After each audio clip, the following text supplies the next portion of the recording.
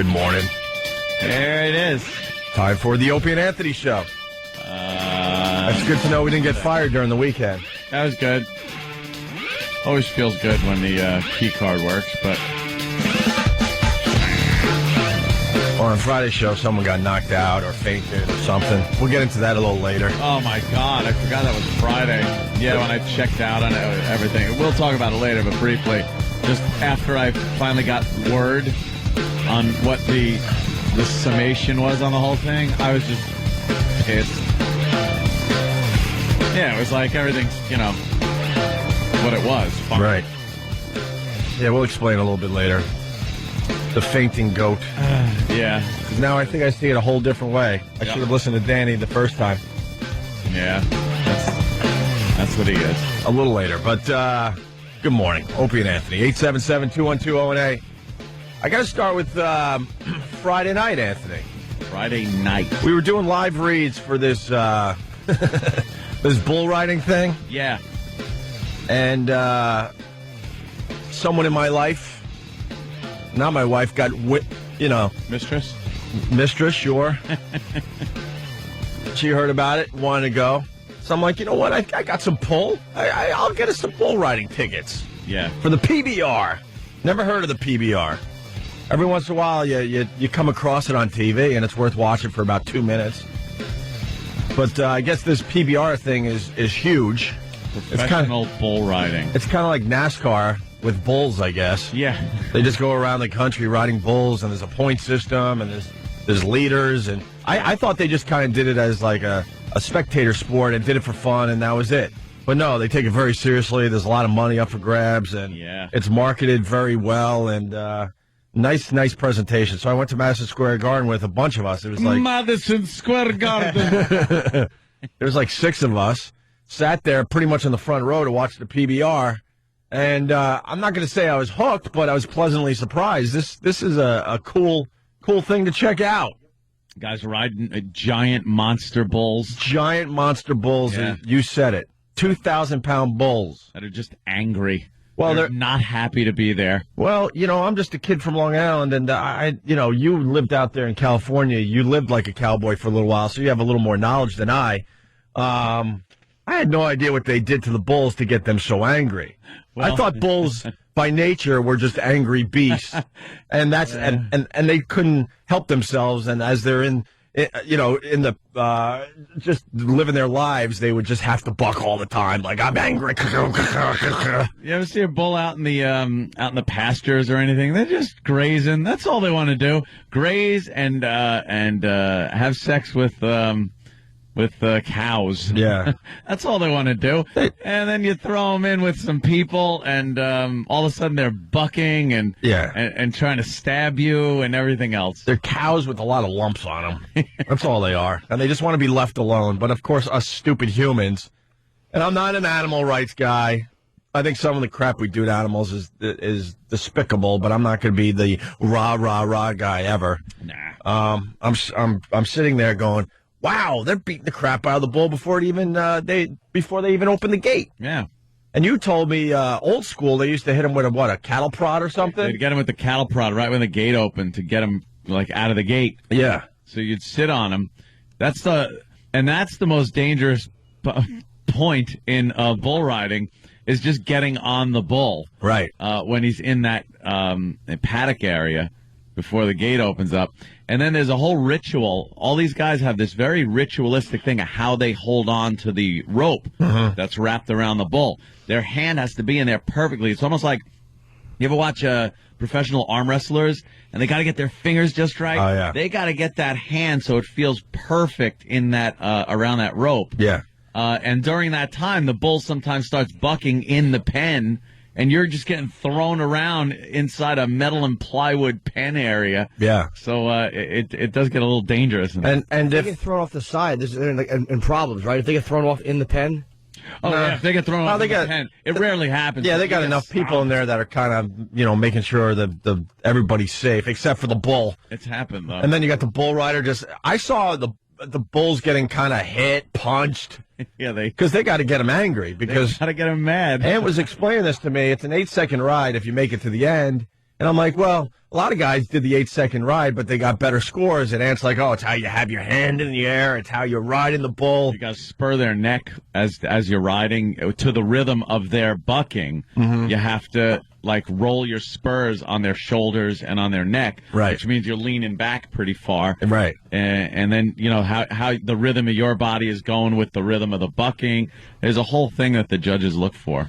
Just amazing. Then that gate opens and all hell just breaks loose because the bull just wants not even the guy off his back. He wants the strap that's pretty much wrapped around his ball bag. Yeah, they call it like a flank strap. Right. It's supposed to just be if you tie a rope around a bull's hindquarter right in front of his rear legs. Yeah. He finds that very disturbing and makes him angry. But during the course of history, I guess someone thought an idea of making him really angry is to maybe get some of his more sensitive parts as close as possible to that rope as possible. And like I said, they used to, when they'd open the gate, there was a guy that would stand there by the paddock and just wham, jolt him with a cattle prod, and that would really make him angry. And Peter was able to take care of that and make sure they didn't do that anymore. Yeah, as far as like the professional leagues go. As far as I know. I'm sure, on some ranch somewhere in the middle of nowhere where no one's looking, I bet you they still go old school with this bull riding. How did Peter want them to do it? Where they put the guy in the bull and he just walks out and eats hay, and then the guy waves at the crowd? Guy waves, tips his hat. And it's weird. As soon as the bull gets rid of the rider and the straps, he just kind of walks around. He runs around a little bit. And now he's okay. Usher him into the little other pen area. Yeah, and he goes back to doing whatever he does when we're not bothering him. They talk to the other bulls. Oh, I sucked. Yeah. But I was pleasantly entertained. I thought it'd be like, all right, let's just go. Let's get this over with. But it was all right. It's pretty wild watching that, especially live like that. Yeah. Like you said, on TV, you watch. After a few, it just becomes like, whatever. When these things come out, you're like, oh, my God. And there's something about age. That God thing sucks. Why can't he keep us all put together nice right to the end of our lives?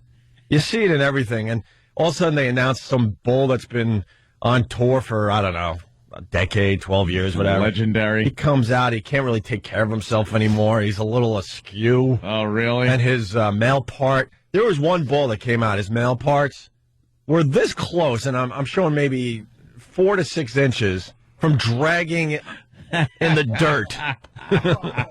And you want to talk about, this thing was swinging. Oh. That's great. Where everyone started laughing in my area, like, are you seeing that? I'm like, yeah. How could you not Look see at the that? size of those. Just whoa, whoa, whoa, whoa. Did he have normal sized legs? What, the bulls? Yeah. Oh yeah, they were just That's genetic wonders. That's not very impressive if he has like little teeny legs. Little teeny legs. That's where I got the idea for the song Pendulum. I was prepping another kind of bull.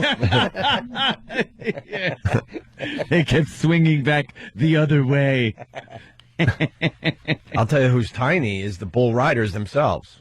Because they put their stats, I guess. That's important. I don't know. Yeah. And most of these guys were under like 5'6". They were 5. One guy was like 5'3". He looked like a little midget. Yeah, they got off the bull. They found after a while that a lower center of gravity obviously works better for these guys, right? Than to have a long, lanky guy up there where, forces of physics work on you a little more than if you're shorter and closer to the bull's back. I'd like to see Shaq on top of one of those bulls. Yeah. Just get a monster on top of the monster.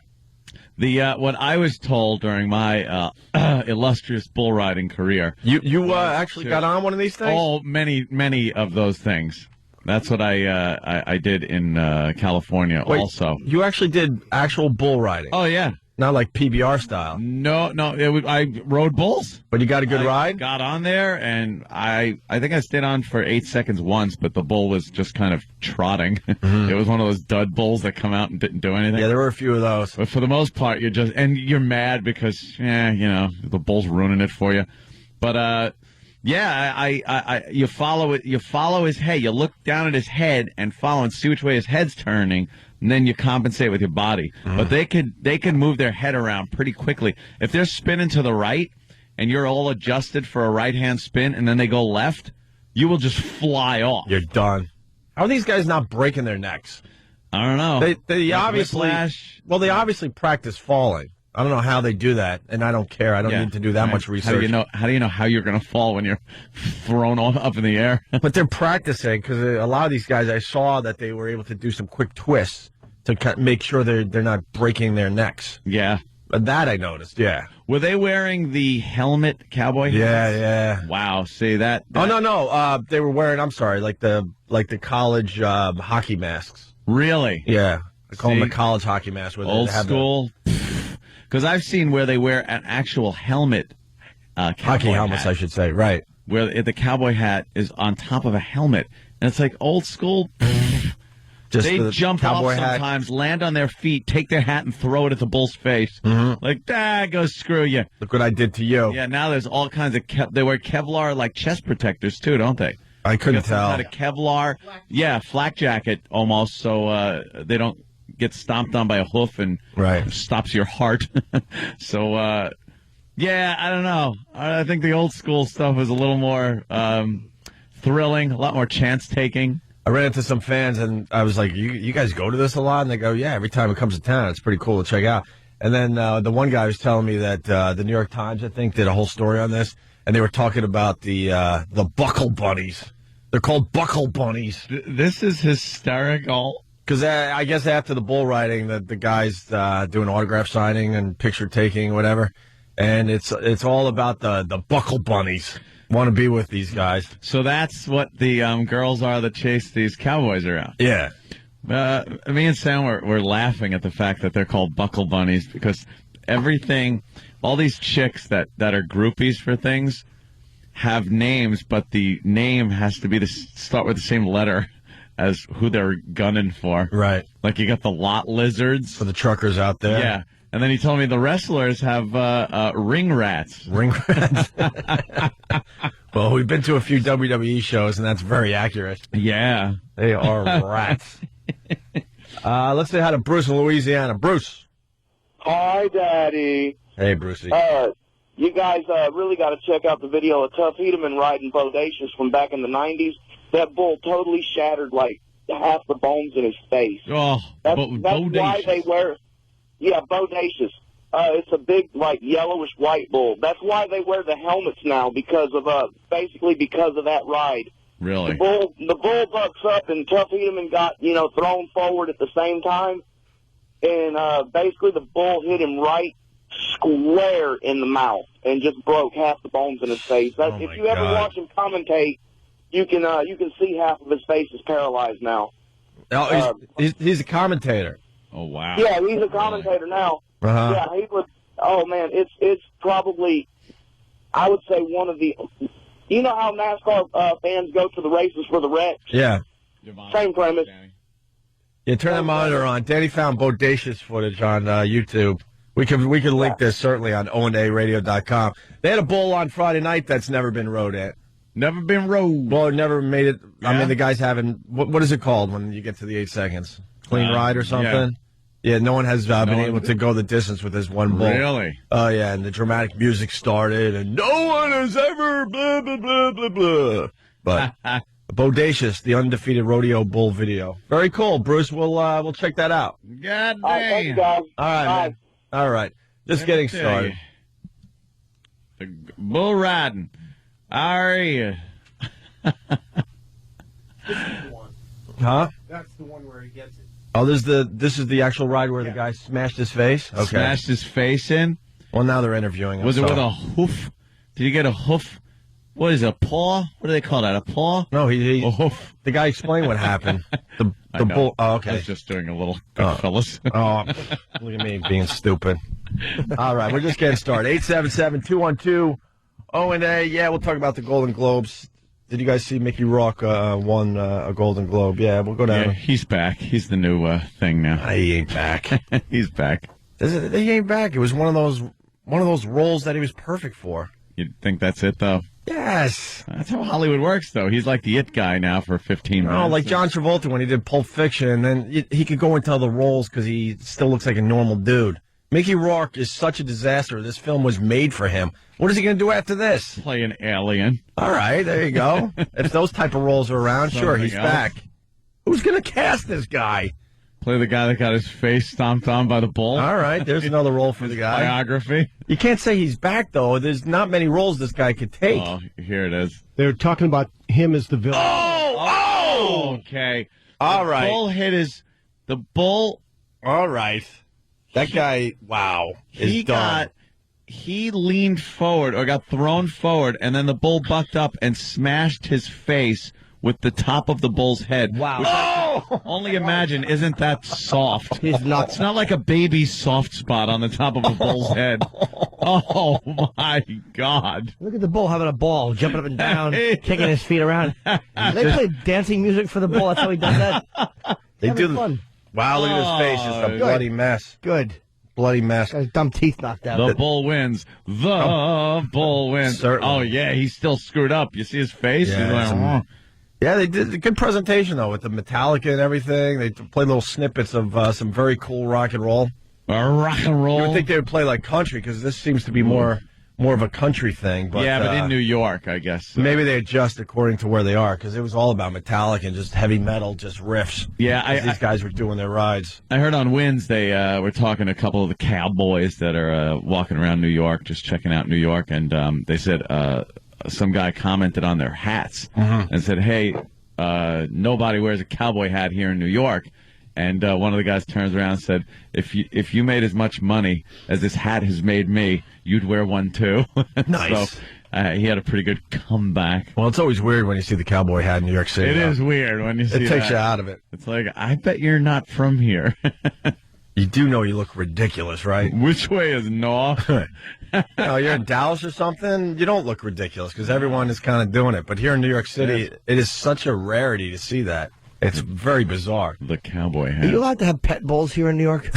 Imagine. All right, quick break. We'll continue. Big Blue blew it, huh? God, what a disaster. After that football game, I saw the most depressing movie ever. We'll have to discuss that. Post-game wrap-up? No, because the lowlights? I didn't care about either team, so who cares? Sucked. Eli didn't have a good game, huh? Yeah. Eli fizzled. Bunch of bad play calls. It was just awful. There was Couldn't capitalize in the when they're close to the end zone. Missed a couple of field goals. Not like you could blame that guy. Geez, did he have his night cut out for him? Yeah. He had to make like five field goals, and he missed, what, 2? Jesus, give me a break. So the football is just weird. You practice all year. It comes down to this game where now you got to play in freezing temperatures where you have to wear gloves and stuff. Yeah. And then you have to deal with, in some cases, like a 50-mile-an-hour wind. Yeah. Now deal with it. Now win this game for us. Close all these stadiums up, please. No, I don't want them to, though. Well, I love that it comes down to the weather sometimes. pitchers and catchers in 1 month, so who cares? Yeah, now we got the break for the most part. Yeah. Unless your team's still in this crap. There's maybe the Steelers I could take a peek at, maybe. Opie and Anthony, stay there. Good news. Bret Michaels, he's in a car on his way to the show. We love when he comes in with Big John. That Rock of Love is a monster for Bret Michaels. And one of our girls was on there last night. Oh, yeah? Taya, I think her name is, the penthouse chick we had completely naked in studio. Right. On the other side where we're allowed to still have naked girls. Yeah. And when we do have naked girls, all hell doesn't break loose. For the most part. Earth keeps on spinning and there's no real issue whatsoever. We're not allowed to have naked girls, but this Taya was on Rock of Love last night, and there was a blank shot happening. Oh. Where? Yes. Oh, the big one. Yeah. They showed it? Or what, do they pixelate? Yeah, they pixelate. They make sure you know that she's, there's a shot Yeah. being done in a very unusual way. Yes. And we're not talking belly button. You got to think. Yeah, but think a little lower. There you go. Exactly. Yeah. We'll talk to Bret Michaels about that and some other things. Also, I don't think we're ready to take this on yet, but Danny, you got that? Listen to this for 2 seconds. I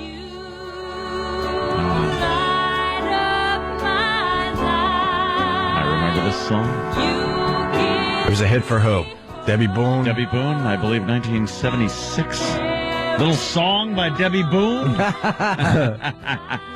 Yes. No one has cared about this song in 30-some-odd years. But you could not get away from it. Right, well. When it was actually out. It's a nice song. Wait till you hear about this song today. Yeah. Wait till you hear about this song today. No, it wasn't Anne Murray. Anne Murray. No, she was wild. Oh. Anne Murray. They all It was sucked. Debbie Boone. That's right. Let's say hi to Jim in Cleveland, big football fan. Jim, how are you, buddy? Opie. Yeah. You can't start talking about Pittsburgh, dude. You're going to ruin it. You have nothing to worry about. I don't care enough about any of these teams left in the in the running here. Dude, just don't say they're going all the way. Don't say those words. I'll take a. Promise me. All I said was I'll take a little peek.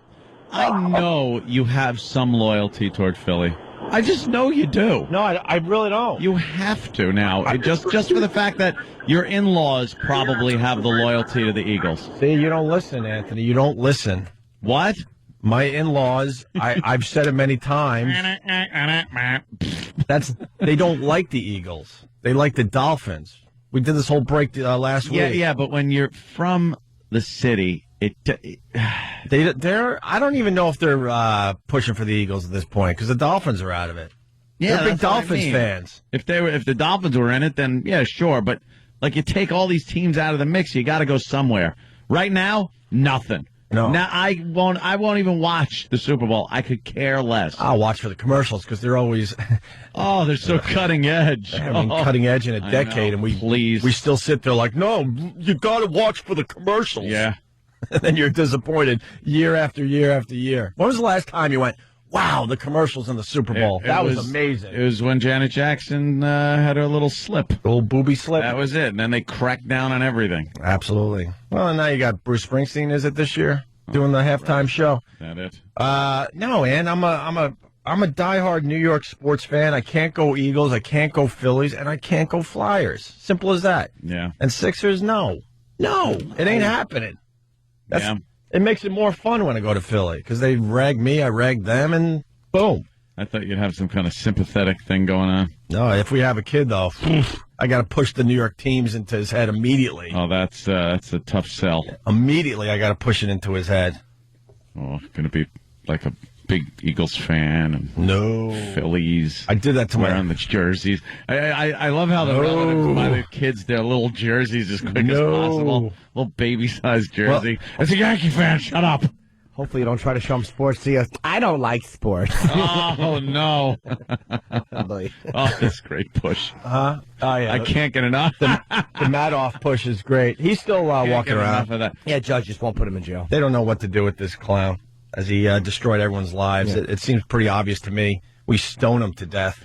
At the very least, put him in jail for a little while. Yeah, well, they're trying to do that. The prosecutor's trying to get him out of his posh apartment, house arrest, and actually put him in jail. Well, there was a cute little story over the weekend. See, he's under house arrest, so he had to order takeout food, and the restaurant actually said that, well, we'll send you the food as long as you pay cash because your credit card isn't good here. Ah, it's hysterical. They actually reported that on the news as I'm drinking coffee yesterday. I'm like, yeah, it's really cute as people lost their fortunes. Getting back to the sports thing, I did that to my brother-in-law. My brother-in-law is hardcore Ranger fan, and we're hardcore Islander fans. And little JD was born, and I was able to get in there early. And, lucky me, I'm fortunate enough to have season tickets to the Islanders, so I was able to get him to the games early on.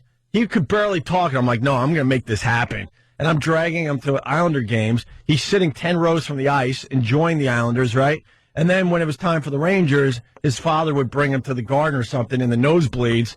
And he even said, he goes, I couldn't compete against this. You took my son away from me. Yeah, you did. He wanted his son to be a huge Ranger fan. And I was able to get in there early, and he is a hardcore Islander fan. And Mike tries to turn him around, and he refuses to change his affiliation from, to the Rangers. I got him. Do you know when I was a boy, I was a Yankee fan and my dad was a Met fan? So he would put electrical charges to my genitals. Yeah. To try to make me change teams. Did it work? No, now I just like electric. I'm a big fan of that. Their jersey for it.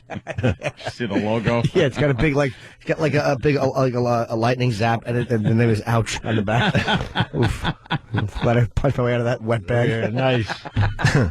Although lightning bolt, What did I say? lightning zap. What is a lightning zap? It worked. I understood what I you meant, know. so it didn't matter. But Lightning. I thought the lightning zap was pretty good. All I could think of as I was doing it was San Diego Chargers. San Diego Chargers. Ugh. A fool. After that Giants game, I guess I call it the Giants game because, we live up here. We decided to go to the movies because I had no desire to. Who won the second game? I didn't even have a desire to take a peek whatsoever. Who won? Oh, yeah, Pittsburgh. Who did they play? 35-24 over the Chargers. Stupid me. I'm thinking that Pittsburgh might have played on Saturday. That's how, I don't care anymore. Yeah, they're the ones with the zap logo. Yeah. Yeah. Lightning. Oof. Went to the movie theater. Said, we'll figure it out when we get there. I saw the most depressing film ever. And I think we've talked about this on the show where when you go to the movie theater, you kind of want to be entertained. Yeah. You don't want to be dragged way the F down without maybe some type of message or something, maybe. Yeah, I'm not into the depressing films where you leave just like, oh, Dude, God, it was a packed house. sucked. And at the end of this movie, the old proverbial, you could hear a pin drop. Not one person was talking as everyone just walked out of the theater just depressed like, ooh. And then we went to dinner and just sat there and stared at each other. And we're never at a lack of, communication. What was it? Communication. It was that Revolutionary Road with Kate Winslet and Leo DiCaprio. I even looked at my girl. I go, this has to be a chick flick, right? You just dragged me to a chick flick? She goes, honestly, no. It's not even a chick flick. I go, there's not a guy in the world that would volunteer to go there or say, hey, let's go see Revolutionary Road. If you go with your girl or what have you, then sure, you're sitting there like I did. I would never see that movie. Last one they did together was what, Titanic? Oh, yeah.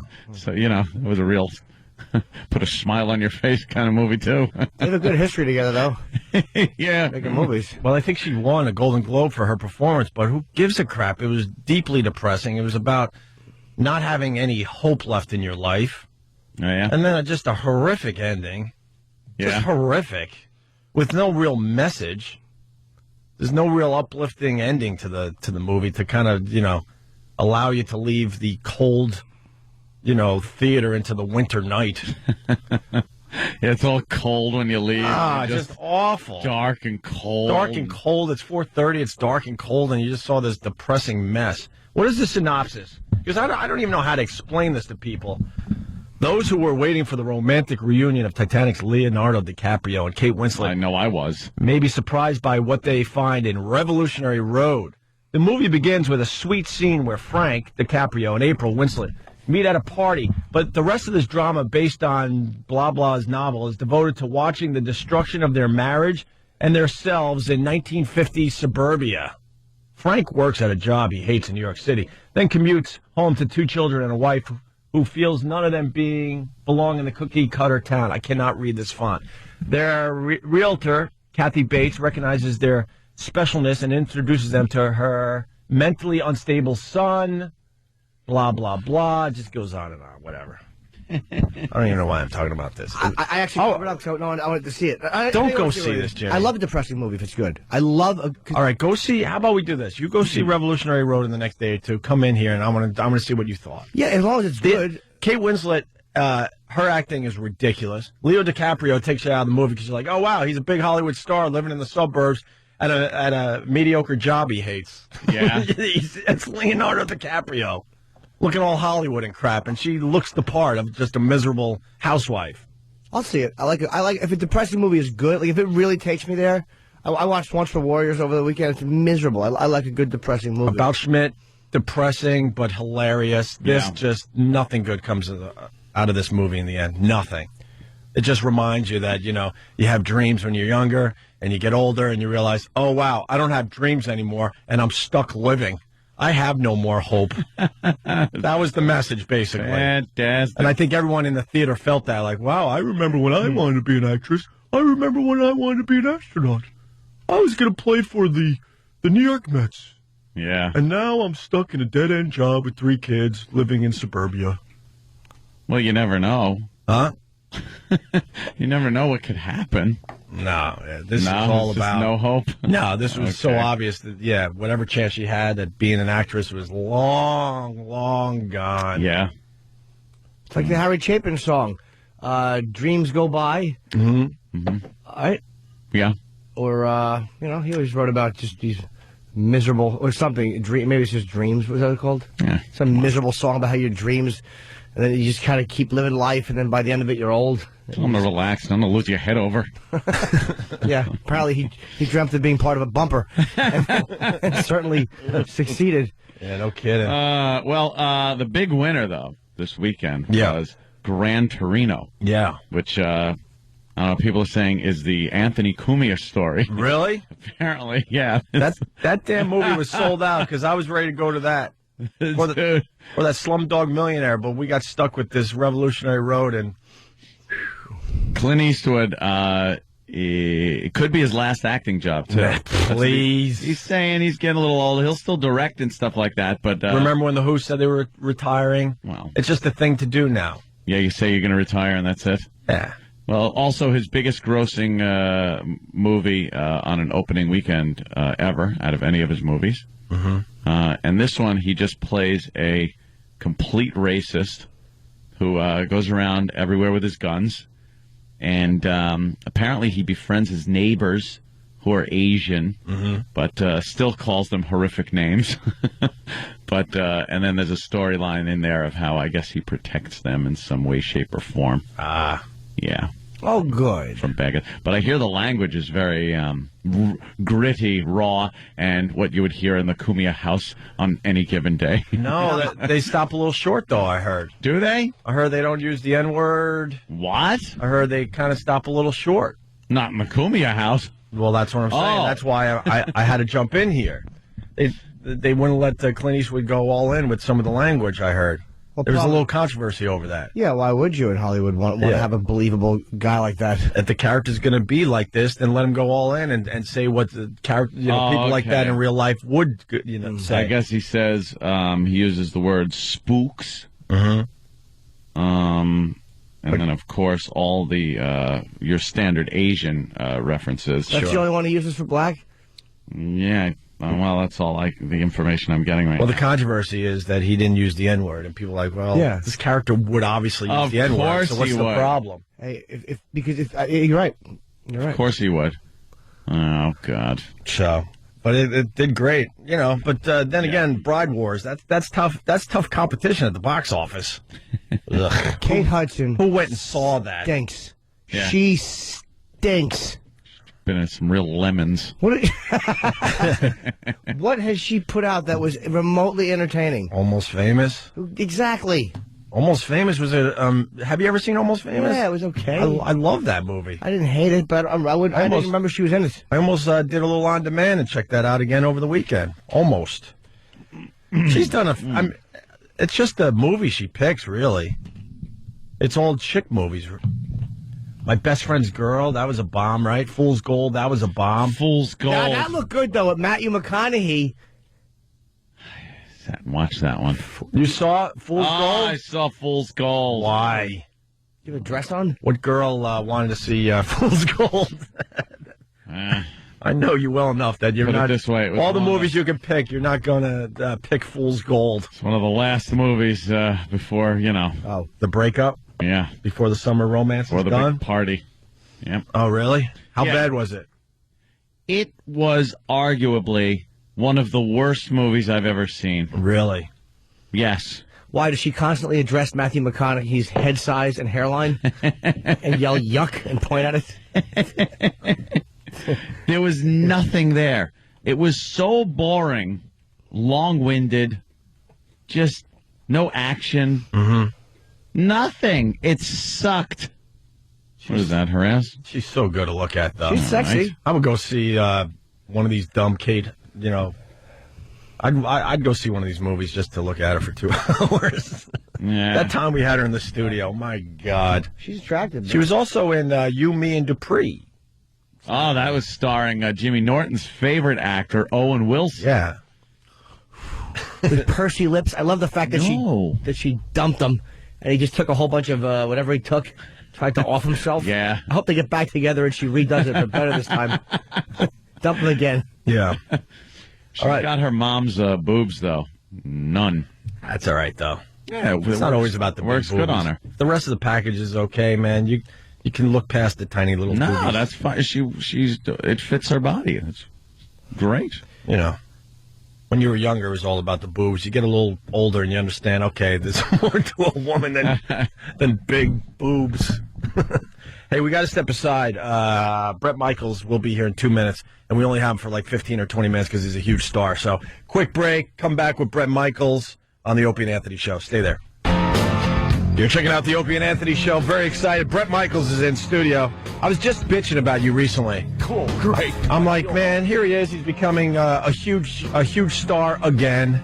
And I'm like, look, he doesn't come on our show anymore. And Steve's like, no, he can't wait to come on the show. And certainly, here you are. Look, I flew in red eye, literally landed at JFK, and came. This is my first stop. There's no sleep involved here. Yeah. That's a good. Damn, And every yeah. time I'm here.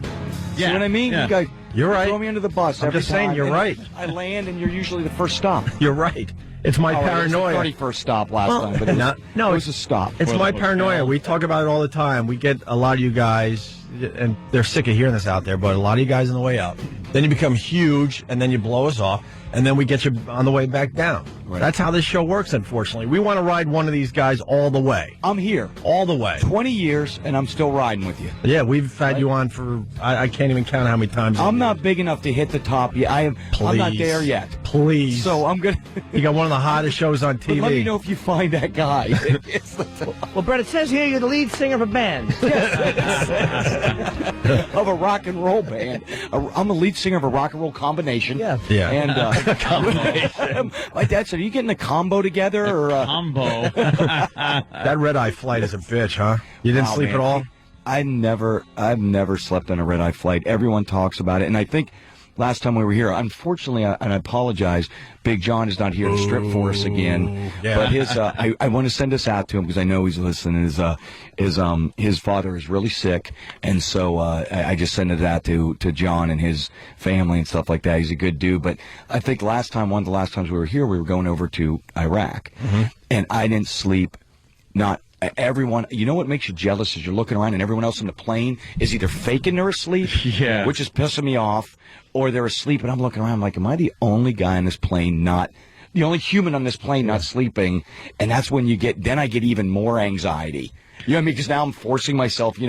But no, I didn't. I never sleep on a red eye. I try to sleep in every mode of transportation now, unless I'm behind the wheel. Right, of course, and Then maybe I'm a little drunk. bit. but I try to. I actually try to go to sleep because I call it time machining. Right. Because it's amazing. You get on the plane, you fall asleep, and then boom, hey, I'm there. Yeah, It absolutely. seems like no time went by.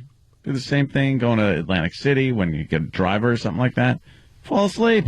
I do good in Great. the car, man. Sleep, anything Really? rocking slightly, I'm out cold. The plane, for some reason, just nah. When I fall asleep in a car, I start thinking, wait, the driver's asleep too. And all of a sudden I just wake up. Yeah. I hate that feeling. I would love to be able to sleep like Anthony does. But Rock of Love, a third season. Right. And last night was amazing. Taya, we've had Taya on the show, the Penthouse Pet of the Year. She's beautiful. With the VAD shot. Can we say VAD shot? Yeah, I believe we can. Yeah. We used to do all that everything you're doing on your show. We used to do on our radio show. Absolutely. And for some reason, you're not allowed to do that stuff on radio anymore. But it's a trend in TV where it's do whatever you want. You can. Here's what's amazing, and I said this about the show. It's unbelievable that they cut me loose to do exactly what I want. Now, I don't know if you all saw the very first episode where I walked in. We got done with the show. Mm-hmm. I walk in, and it was an open to the public bar. Like we really there was no setting it up or staging it. We went in, and I think if you talk to any of the girls, Taya or any of the girls, you'll find out that we walked in, and there was 3 or 4 different kinds of women. Right, and these 2 girls were up in the bar and slipping the old test tube up the Yahoo, and the next thing you know, I walked in, I'm like, it was the first. I go, how's everyone doing? I'm like, hi-yo. It was right there. I mean, there was nothing I could say. I'm like, and I'm looking around and I'm like, this is surreal because it's public. Yeah. They're going nuts. Yeah. And it was a good rock show. She's a Good. very sexy girl, tell you. Yeah, she's beautiful. We had her naked and we spanked her a little bit. She's a lovely, lovely lady. Yeah, she did a lot of fine stuff for us. You got further than I did then. Oh, really? Fantastic. Well, the third season, you're taking all the girls on the road with you. Yes. You're insane. This was probably the, as I said before, it's one of the most genius and stupidest things I've ever done combined into one ball. You know what I mean? Because when you're out on the road, it's tough enough to begin with, and then when you throw all of them in there, and the disaster started with the luggage. You know what I mean? It started with suitcases. They actually had those huge, what looks like Tupperware to me, but people store stuff in it. Yeah. They're larger Tupperware-ish items with like duct tape and belts around it. I go, I don't know where you're going to actually, where you're actually going to put that on the bus, but good luck. And then the shoes / underwear / cat fighting began. And I told you this before. I wish they were always fighting over me. Unfortunately, most of the time it has nothing to do with me. And I actually asked them this year to pretend that when they're fighting, you throw my name into the actual fight occasionally. You're being honest, at least. I'm like, girls, just say my name. Yeah. It doesn't matter. Blah, blah, blah, blah. Tampons, Brett. Tampons, Brett. At this point, In fact, I did say that. That's exactly. At this point, they're all fighting just for TV time and all that. It used to Whatever. be to get your attention. I used to think. Yeah. You would have thunk it. Yeah. But you're trying to do actual shows, and you have to deal with all the drama that's going on with these girls, right? Right. It's I become a combination of many things. I would like to think we date, which is good on a dating show. There's policing, mostly policing, psychiatry. A lot of psychological, deep wounded issues that I like to rehash and bring up, so the girls feel them, and then I come in as the savior. You know what I mean? I just throw enough out there to get them to bring up those bad wounds they've kept deep down in their soul. What's better than rescuer sex? Yes. What's better than that when she sees you as someone who's helped her and then she just gives it up? That's the best. That's how I do it. That's how I lure them in. You look down, you see that like stare and like the tear just coming down the side of the face. Later, Like, you're just And then- more baggage for the next poor sap. Oh, of course you are. And she has to take medication now.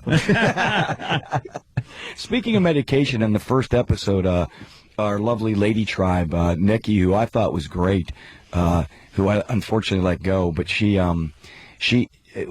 her tackle box of pills that I found, I couldn't stay up with the amount of drugs she had in her. I'm like, listen, pick what? Something that brings you up, an amphetamine, a downer, some Oxycontin. I don't know. Find something.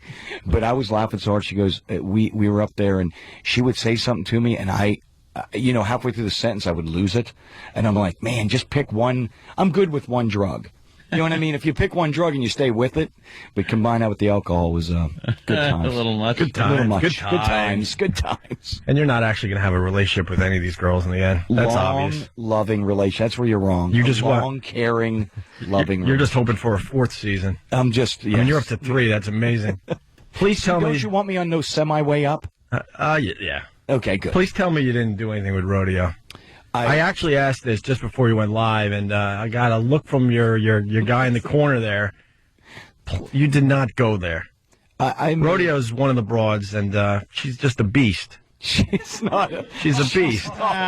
She's not a beast. You were with Pam Anderson, my friend. You know, She was- back whenever. Yes. You're not. You can't even look at me when you're doing rodeo. I may have spent a little time. You know, She's rough, man. hey, to each their own. I thought she was beautiful. Out of all the girls you got, rodeo. To each their own. Oh, please. Yeah, I'm all for it. No, they're It's perfectly acceptable if she's any time up until she's dead more than an hour. Then you're a creep. I was just going to say, it's an hour. There's a leeway period. Yeah. I guess everybody has, their own taste. I mean, what does she look like? Is there a picture up there? Compared to the rest of them, you can right there. pop up? Isn't her real name Cindy, right? Yes. Yeah, Cindy, right there. This one. Right. And why is she called Rodeo? The cowboy hat on. Oh, she. Oh, okay. That sums it all up. Yes. I think she's like 45 years old. I'm going to say, yeah, She's up there. she was great. Though. She was, and she comes out, she's. Oh my God! You're killing me. You're killing me. You had sex with rodeo. Great. She's grateful. That's what it is. Yeah. She's great. She's grateful. I don't know. Maybe, Not maybe after I was done. She may have wished when I was done, she wished she could have got her money back. But right up till then. Oh, my God. Oh, it's just we had a hot girl after hot girl after hot girl. And come on. Show the guys a picture of Rodeo. Come on. No, it's all good. Are you popping it up on the screen? Well, yeah. She's not bad. That's not bad in a 3 by 2 inch picture from 20 feet away. That's been like, and the picture's been cleaned up a lot. Yeah. A lot. Show that. Care of herself. I have to. She's a bodybuilder. Go back. Bodybuilder, yeah. She is when you see her close. Here, go this one, Danny. Go large. No, this one. There you go. This is who Bret Michaels had sex with. What is that teary? She's crying in that. She cried all the time. That's her right after it. That was after he we said, did "Now it. get out." She had a big vein on her head. She looked very sad in that photo. Wow. Yeah. Yeah. Look Listen, at that. there was her aorta's in her forehead. Yeah. That was an emotional moment. Come on, she was having an emotional breakdown there. However, going to this season, the third on season, the Rock of Love, looking for true love. But I walk on the show. I'm honest with the girls. I say, look, it's a dating show. We're here to have fun, and we do. And it's this year will bar none is a good time. You're in a tailspin and you're trying to get out of it. I know. You're killing me over here. And I'm slow, and you know I'm slow. You know the fight's we got the upper over, hand today. And now you're just hitting me in the body on the way You back. haven't slept. We're well rested. Yeah, this is seconds after. Welcome to John F. Kennedy Airport in New York. Yeah. I'll go see my pals Opie and Anthony. Did you have sex with Rodeo? Because I know they've been nothing but nice to me, so I'm just going to Yeah. Last time you had me interviewing 4 hours of 70s porn. That was I had fun, to watch wasn't Big it? John Strip, which I've mentally never got over. Yeah, And I'm scarred for life. We try to make sure you guys remember us. That's all. We always do. Hey, also, you had Megan on your show. Yes. Megan started on Beauty and the Geek, then went to Rock of Love, and then went to Charm School. And she was in the news recently because she went after Sharon Osbourne, and Sharon, gave her a beating. It was insane. I don't think if you wanted to, you could fake that beating that happened. And last time A big boo to VH1 because wow, that's what she looks like naked? Who are you looking at now? Megan. Lovely. Holy crap. Wait, can I see it? Hold on a minute. Oh, wait, can I see? Take a little look over there. And, She's chesty. wow. Yeah, Megan is, she's a busty gal. She sure is. Can I say something about this? Can I throw back to my days? Can I hark back to my first Playboy 70s breasts? The breasts are remember in the 70s things, they went out and up, like they... Yeah.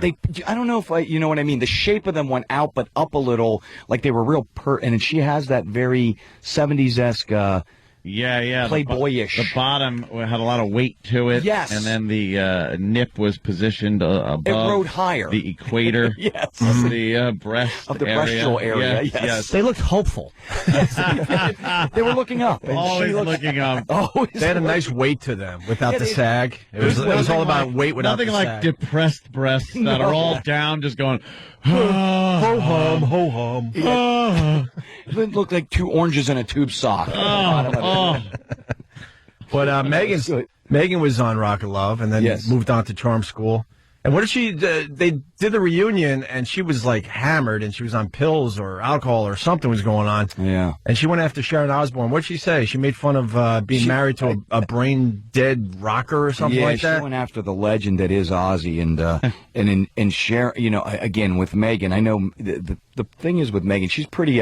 She says what's on her mind. I'm not sure sometimes it's always at the right moment. And she apparently said something to Sharon, and from all I know was the same thing everyone else saw. I wasn't at it, so it was. But Sharon, man, she lost it. Supposedly the fight was amazing, but Was it a physical VH1, fight or an argument? Physical, yes, and like, VH1 they hair edited the ripping. crap out of it. They gave you maybe 2 seconds because now I think there's going to be some kind of lawsuit. Basically, this Megan girl made fun of Ozzy to Sharon. Sharon got up like, I need a minute. goes behind like the couch she was sitting on, And then lost it. and then some kind of red drink just threw it all over her, and then just beat the crap out of her, supposedly. And then Megan walked away crying her eyes out with some of her hair extensions ripped out. It was crazy. And that's what happened. But what they showed on TV sucked compared to the, leading up to this. I read about it on the internet. I'm like, wow, this is going to be some good TV. Of course it's not going to be good TV. I think they're in for. I think that's going to go bad. You know what I mean? And last year I had it. We were, you think when you're doing that stuff, sometimes with me, I kind of step back and you're looking at. But last year, man, I had Heather and Daisy up there, and they left a lot of that in there. They just started, massively smacking.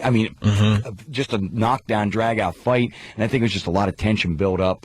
And then they just get to that reunion, a few drinks, and it's crazy. But I hate to say this, that, you're watching TV. It's part of what makes it that reality TV is part of what makes it that real, and that you just don't know what's going to happen. And sometimes it's just real laid back. Other times it's just. And your show's not as scripted as a lot of these other reality shows have become, thank God. Because we talk about it all the time. Like, you're watching a reality show, but it's obviously the show has been written. Right. Like the Hogan family was a perfect example. That thing. Those people have very boring lives, so they had a bunch of writers going, well, we'll make you do this, we'll make you do that. The Kardashians, the same thing. Right. It's just, what do we call it? It's like... They call it assisted reality. Right. That's what they said if I was doing it for Family Jewels, and they had it's assisted reality. Could you... Yeah. You like it's assisted or scripted reality. Yeah. I mean, you guys got things you want to, do, and then what happens as you're doing these, things. With ours, it's really simple. Here's the way it worked. The first year was probably the most,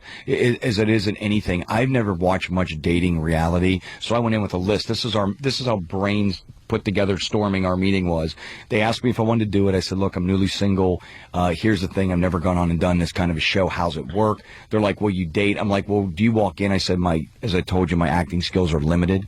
I said, so here's some thoughts. I want to do motocross racing. They're like, we don't do that kind of stuff on these. I'm like, well, can I have a challenge? Whoever wins goes on a date. And that's what I think became great, is I said, you can't fake a bunch of girls that don't know how to ride going on a challenge, and then let us just go to a date and have drinks and do all this stuff. Yeah. And I said, make sure there's lots of alcohol, motorcycles, fun, mud football. I mean, everyone's like, you can't do this. Everyone will, the people watching will turn it off because it's not dating. I said, well, maybe I think people see when a show is completely scripted. Mm-hmm. All of a sudden the one girl enters the room and magically they argue with the other. I think you have to, with this, I think with mine, they have to bury most of what actually, a lot of what happens, and I think the only thing that we have on ours that you have to know is when you're going to do something, the cameras have to know we're going to go up and get on the bus and go out to a truck stop Olympics. We got Truck Stop Olympics this season, Baby Bret Ice Hockey. We got all the classics to find true love. Sure. And Mud Football 3, which is great. But obviously, I know, and we all know there's cameras around, but what happens for us under the camera, you don't have to assist it. You just go, and it unfolds, and either the girls, some of the stuff on there is really laid back. You're sitting there talking, hours go by, but that one moment when they've had too much to drink and stuff is normally what ends up on the TV. Yeah, I got to give you a lot of credit, too, because you made everyone forget about Flavor of Love. Yes. This was the white version of Flavor of Love when it first started. I'm like, absolutely. And I'm looking, oh, wow, Bret Michaels, what is he doing? Right. Freaking Flavor Flav, and that show was huge. Yeah. And for the most part, people have forgotten about it. Yeah, well, thank you. I say this about that is, I had watched a few episodes of Flav, and I thought it was really funny. Oh yeah, I loved it. When we especially were the first season. The first year, and you guys had, and I was telling Pete this, that I said, you guys were big supporters or helping me break the show out. You know what I mean? Because no one knew what the hell was going to be. I didn't know. Yeah. It was supposed to be 6 episodes and out. And it ended up just being, I think the reality of it not being such assisted reality is what made people go, wait a minute, this is a lot of fun. That you can't fake what's happening. Like when you see this year, I'll tell you one thing, we do this rodeo challenge. Mm-hmm. Let me take that back. Roadie challenge. We do a roadie challenge, right? And man, a couple of the girls, including our dear Taya, takes a fall from that stage that is, you can't fake it. All the girls are doing this thing, and whether as you say, whether they're doing it for TV time, whether 1 or 2 of them actually like me, you know what I mean. To me, it doesn't matter. I'm having fun, and I get to be with a lot of hot girls. That doesn't suck. You know what I mean? In the end, regardless of what their reason is, they're forced to be with me. That's the only good thing about the show. I love. They're forced to like me. I love the reunions, show, and then all of a sudden it's like, well, after all this, we have decided that It didn't work out, so I guess I'm going to have to do another one. You know what happens? Let me just say this, as I've said many times. Let me just say, in my defense, that if my ratings tank, my true love will work out perfectly. Wonderful, yeah. If your ratings tanked, you're in love. Yeah. But you know how in love you are. It's great. It's great that you get to. Plus, you get to go from one to the other too, because it's part of the show. So it's like they can't C block you. Even it's like, look, I have to. I mean, I can't just talk to you. And that is the best. See, that's the sickest and best genius part of the show. Is listen, I was just on a date with you, and I know that we had great emotional feelings together. But I have to go on another date. I don't want to. Mm-hmm. I'm forced to do this. You have the best job. That's in America. when the word producer. You see the producers. That's what you have to do. I have to go on this. The show's about. That's what the show's about. You're literally in the bedroom wiping it off with a sock, texting off someone else. Excuse me, I need 2 tube socks immediately, bro. Stat. The show starts this year. He's meeting all the new girls and doing photo shoots, and they're all getting naked for him. I'm sitting there like, this guy has the best job in America. Thank you. And then you get to sample some of the wares, or at least be very close as they're doing other things. Can we in here throw just a Rock of Love, our own Rock of Love party one morning? Or oh my God! Can you imagine us just gather all the girls up and just bring them in here and just have a party? See, the problem is you already filmed everything for season 3. No, it doesn't matter. We bring them in anyway from all the seasons. I say I'm going to bring Rodeo in because you are not going to be able to tell her up close because I'm not killing you. She'll kick your ass. She's tough. I'm sure she would. She's a disaster. She'll start crying. I would love to have. Let me answer Brett's question. You most certainly can throw a Rock of Love party. I was just here. How about girls. we hope for season 4, and you promise us right now if there's a season 4, you film something in studio. We may have to do that. We'll make them DJs for a day or something. Let's do it. All right. It's done. I can imagine rodeo in like 1988, something like that. Spandex pants, the whole thing. 88. I'm living it right now. But she was probably, a looker. She was hot. Listen, I like rodeo. I'm going to go with her. She comes out to all the concerts just like me. She tucks her spandex into her cowboy boots just like I do. And we have a good time. You can do so much better. Boo. And by the way, I'm going to break some news. There's a possibility. Let me just throw this out there. All right. This is breaking news. This summer, something I've been pushing for a long time. I'm going to be out. I'm going to shamelessly promote for a minute. I'm going to be out going solo. I have the Rock, last time we were here. And I think one of the times I was here with the guys from Finger 11, right? Yeah. And they were here. They sounded amazing. And it was Paralyzer, right? Or something they were doing in the studio. Yeah, I love that dumb right? song. Yeah, and they were all in here. And I just happened to come in. I don't know if it was too early or too late, one of my normal screw-ups. But it was great. But anyway, I got to come back and do Bamboozle, and it was amazing. I had a great time. But anyway, long story short is I got the Rock My World, the solo record out, which has been doing incredible. And I want to thank the fans who have either bought it or voted for it on VH1 because all the singles have been top 20. And then this summer, I've been pushing for this for years and years because I was only going to go out solo. And this summer, there's a chance also, beside the Bret Michaels tour, that it'll be Poison and Def Leppard and possibly a Hinder or Finger 11 and some of us out there, and Poison, Def Leppard together. Nice. It's been brewing for years, even through us having words, all this stuff, and it would be an amazing.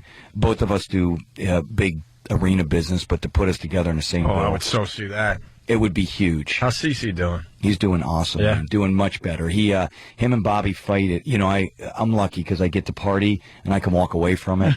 Those guys party and it's, they fight that demon, unfortunately. So.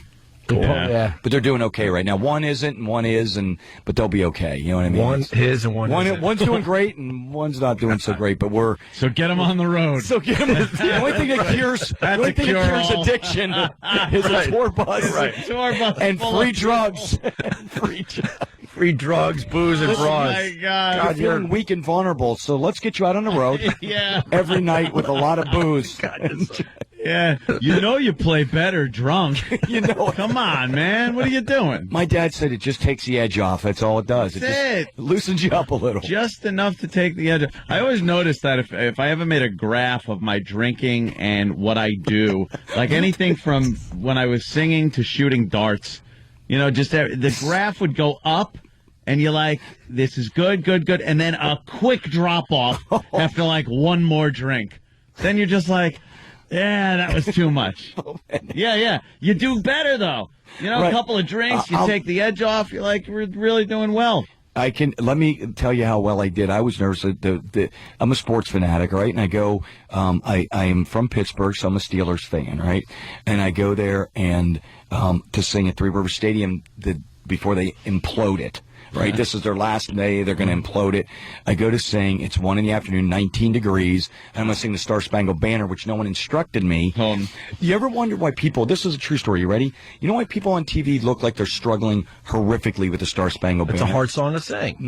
Forget that it's hard. Everyone says that, but there's another problem. It's 19 degrees, and when you sing in the stadium, there's a full 1 second delay. Yeah. So you're like, oh, say, and as you're starting to go through it, the thing comes back, but you're fighting. Do you ever watch? You're like, oh, and it looks like their heads looking around for what's going on. Yeah. Well, I went out there and started to warm up while all the guys are on the field. I'm like throwing the football, and I start to sing the song in front of everybody and realize this is a disaster. I've been practicing this for months, and I'm like, oh, I got it, and I realize I'm in trouble. My dad said, Bret, you look a little nervous, and about 3 or 4 shots later, I stumbled out into that field, and I nailed every single. I love you. Listen, I'm like, you're supposed to stand like 5 feet back from the mic, and I got right up on it, and I did a wonderful job, and that's the only time that I might. And then later on, the curve you're talking, the drop off. I later had the drop off. I was great, and then suddenly, you're great, and then you suck, and then I suck. It goes with everything, like even like bowling. If you're bowling and you get a few beers in you, you're like, God damn, I'm right in the pocket. I haven't been bowling in 3 years or anything, but a few beers, you're fine. Hey, let me have another beer, and gutters, clunk, 1 pin. And then there's an odd area of rubberiness after you start to suck. You know what I mean? Yeah. You can't quite, you're disoriented. You're like, what happened to my greatness that was just going on? I was just great. Well, what did you say earlier? You go, man, whether I'm singing or playing darts. Yeah, I mean, anything in between, run the gamut at the same time. Singing and playing darts and drinking. We got to get Bret out of here. It's a short visit today. Yes. If you're going to be in New York for the next couple of days, you stop by and do a little more with us. I would love it. Well, thank you guys for having me on, man, and for being a big part of the show for real. So if there's a season 4, we're in. Right. And we'll give you one of our best bits. 55-gallon drum challenge with the hot broads. Done. It's done. You didn't even ask what it is. Oh, I don't need to know. It just sounds good. Honestly, it would be a home run for everybody. Okay. It's a win-win. And I promise it won't be assisted. It's one of our greatest. It's one of our greatest bits ever. There's video clips online. Right. Oh, that's what I wanted to tell you. Did you guys see yet the video you all made for the song? It's Driven. Mm-hmm. You guys have the brand new one up here that you guys. It's amazing. Yeah, we'll play Bret Michaels' Driven in just a minute. That would be killer. All right, Bret Michaels, Rock of Love Bus, it's called this year. Sundays at 9 on VH1, BretMichaels.com. He spells Bret with 1 T. My brother spells it with 2, but you're a 1 T Bret. BretMichaels.com. Bret kind of guy. All right, he's got a lot more media to do. I need darts right now. Says here you dated Pam Anderson. Go. Hello, is this on? Oh, say. Go get some sleep. Red Eye. Ethel Merman meets David Lee Roth. Comes in here right after Red Eye. That's pretty cool. Bret Michaels, everyone. We'll continue in just a bit. Opie and Anthony. How's everybody this morning? Yeah, that's good. Yeah, cool. It is Monday. Golden Globes, that was some must-see TV, huh? Anyone? I did not watch it, no. I was, I don't know, man. The award shows are just awful. Yeah, I have a very hard time watching award shows. If something happens that's a little bizarre, they'll have a clip of it on YouTube. So, Good point. Why should I sit through the drivel and self-congratulatory crap that make up those award shows? Well, best drama. Just run through this really fast. House. No, movies. Movie. Best drama. Everyone's talking about this movie. It was the movie I wanted to see yesterday instead of this Revolutionary Road, which just was a disaster on the many Clint levels. Eastwood movie? I want to see that as well. Yeah. But we're talking about Slumdog Millionaire. Who's in that? It's an artsy picture. I don't know. It's one of those artsy face. You got to go to the salmon, the smoked salmon theater to see it. What's it about? You know, some dude, like it's about some dude, some poor dude becomes a millionaire. I guess Slumdog Millionaire on a game show, right? Stump Brain. Yeah, he wins. Who Wants to Be a Millionaire in India? Yeah, and it takes you through the whole process. But there's a love story in there, and it is a very good movie. Mm-hmm. It's entertaining. You and saw it? Well done. Yep, you liked it. I loved it. Was it your favorite movie of the year? It's right up there with Wall-E. Well, Wall-E won Best Animated Film. Oh, yeah. Wasn't it the only animated film?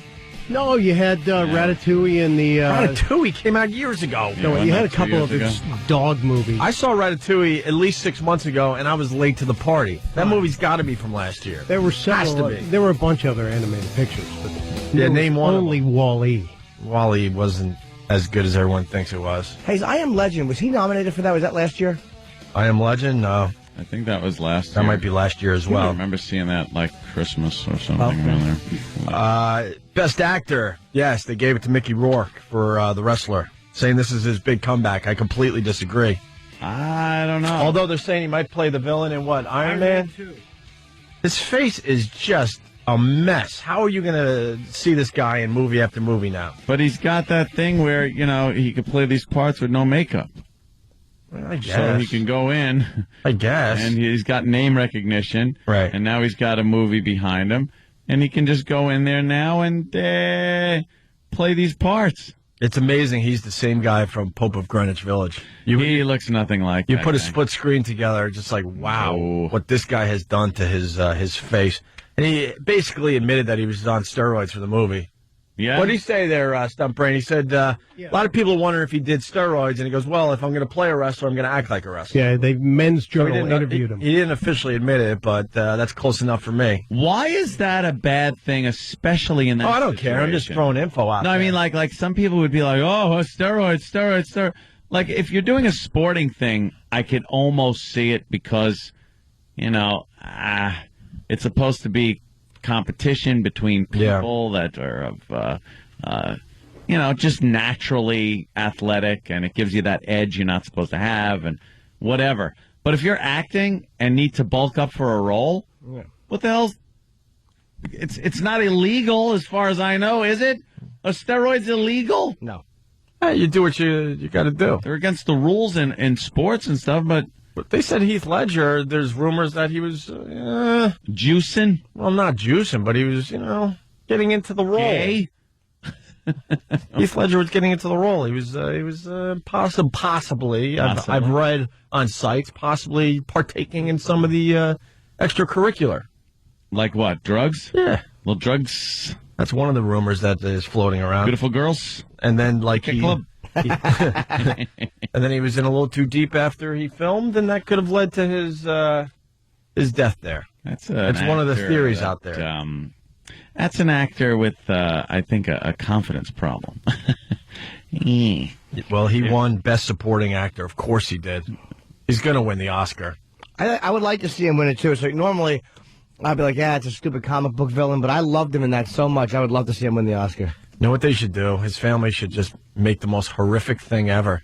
He wins the Oscar, and then they go to the grave and dig up his body. Jesus Christ. And put the Oscar in his hand.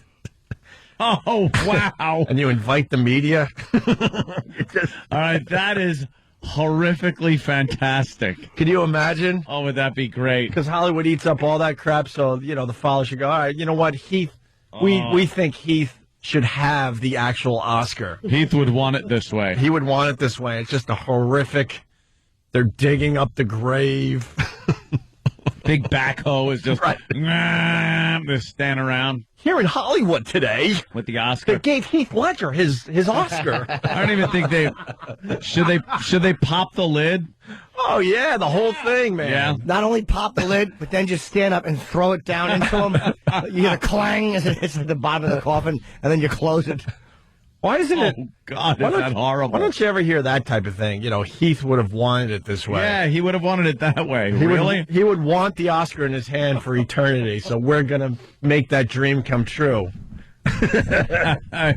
Get Access Hollywood and E.T. and the rest of them out there for that horrific scene. Here's Mickey Rourke accepting his Best Actor last night. Best Actor award. Golden Globe, whatever. Like to thank also somebody who broke his balls a lot. He was the producer, Scott Franklin, and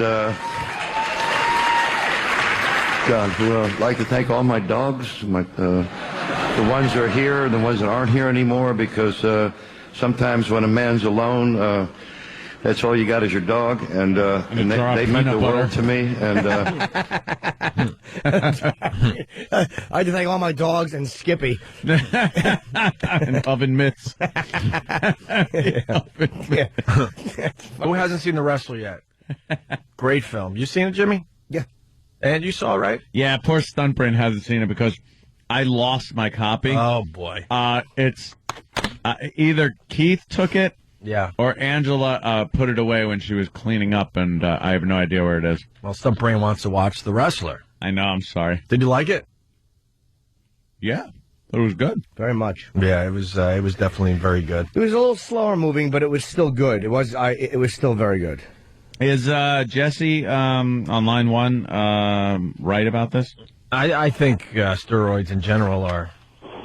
I don't know if they're illegal, Jesse. What do you got on this? What's up there, Jesse? Inform us. Morning, boys. Hey, Ant, you're a genius, dude. Usually I'm on your side, but come on. Steroids is a controlled substance. It's not legal. You can't go out and buy it. Is it? Hold on. Absolutely. Can you get a prescription for it? Yeah, from a doctor. All right. Is it ill? It's not illegal to have then. It's not like cocaine. It's Illegal to distribute. Hold on. Without a prescription. Is it illegal though? It's illegal. Absolutely. It's illegal if you're in the NFL. Is it illegal if you're, an actor? I'm almost 100% positive because they had a big thing on ESPN where people were going into Mexico to purchase them and bring them back across the border. Yeah, I because know. they are Sylvester illegal. Stallone got in trouble for that too. But can't you get a doctor to write you a prescription for it and then use them? But you could also get a doctor to write you a prescription for medical marijuana, and that's still illegal. Well, that's certain places. not when you have a prescription for it. It doesn't make it legal, though. If Yes, you can it write does. a prescription for it, it's legal. Yeah. Yes, it does. If you have a prescription for it and you're smoking it, it's legal, right? I guess you got a point there, but it's still a controlled substance. So is alcohol legal? Oh my God! So is every drug that you get by prescription is a controlled substance. I guess you have a point there, but... Yeah, I have a don't know. lot of I would- points. You got one on top of your head. Hey, don't be fresh. You're breaking your balls right away, you get fresh. All right, you redeemed yourself. We got it. Yes, it is illegal to use steroids without a valid prescription or to distribute them. Steroids are blah, blah, blah. All right, so, I mean, if you got a prescription, you're allowed to take the steroids. Here you go. So maybe Mickey Rourke, well, no, he would have... Mickey Rourke was probably using it illegally if he was on the road. I'm not going to allege that. I'm just saying. I don't know either. But he hinted that, if you're going to play a wrestler, act like a wrestler. That's how he answered the steroid question. Sorry, I didn't mean to hang up on you there, actually. We're moving on. I did. More Golden Globes. Original song, The Wrestler by Bruce Springsteen. Oh, God. Rolling Bruce. Somewhere is You-Know-Whatting himself. Oh. And then television.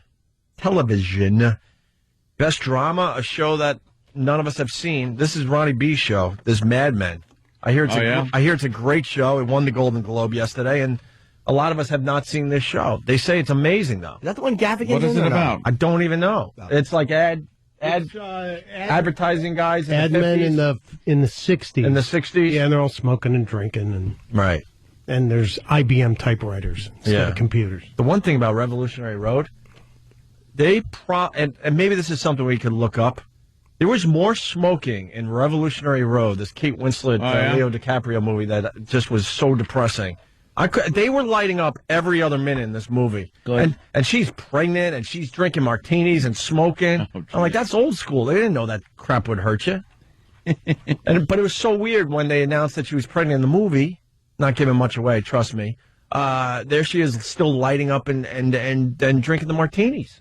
Till she loses the baby, right? Well, yeah, that part you just gave away. I have no idea. I didn't see the movie. I'm just saying, if it's depressing, that probably happens.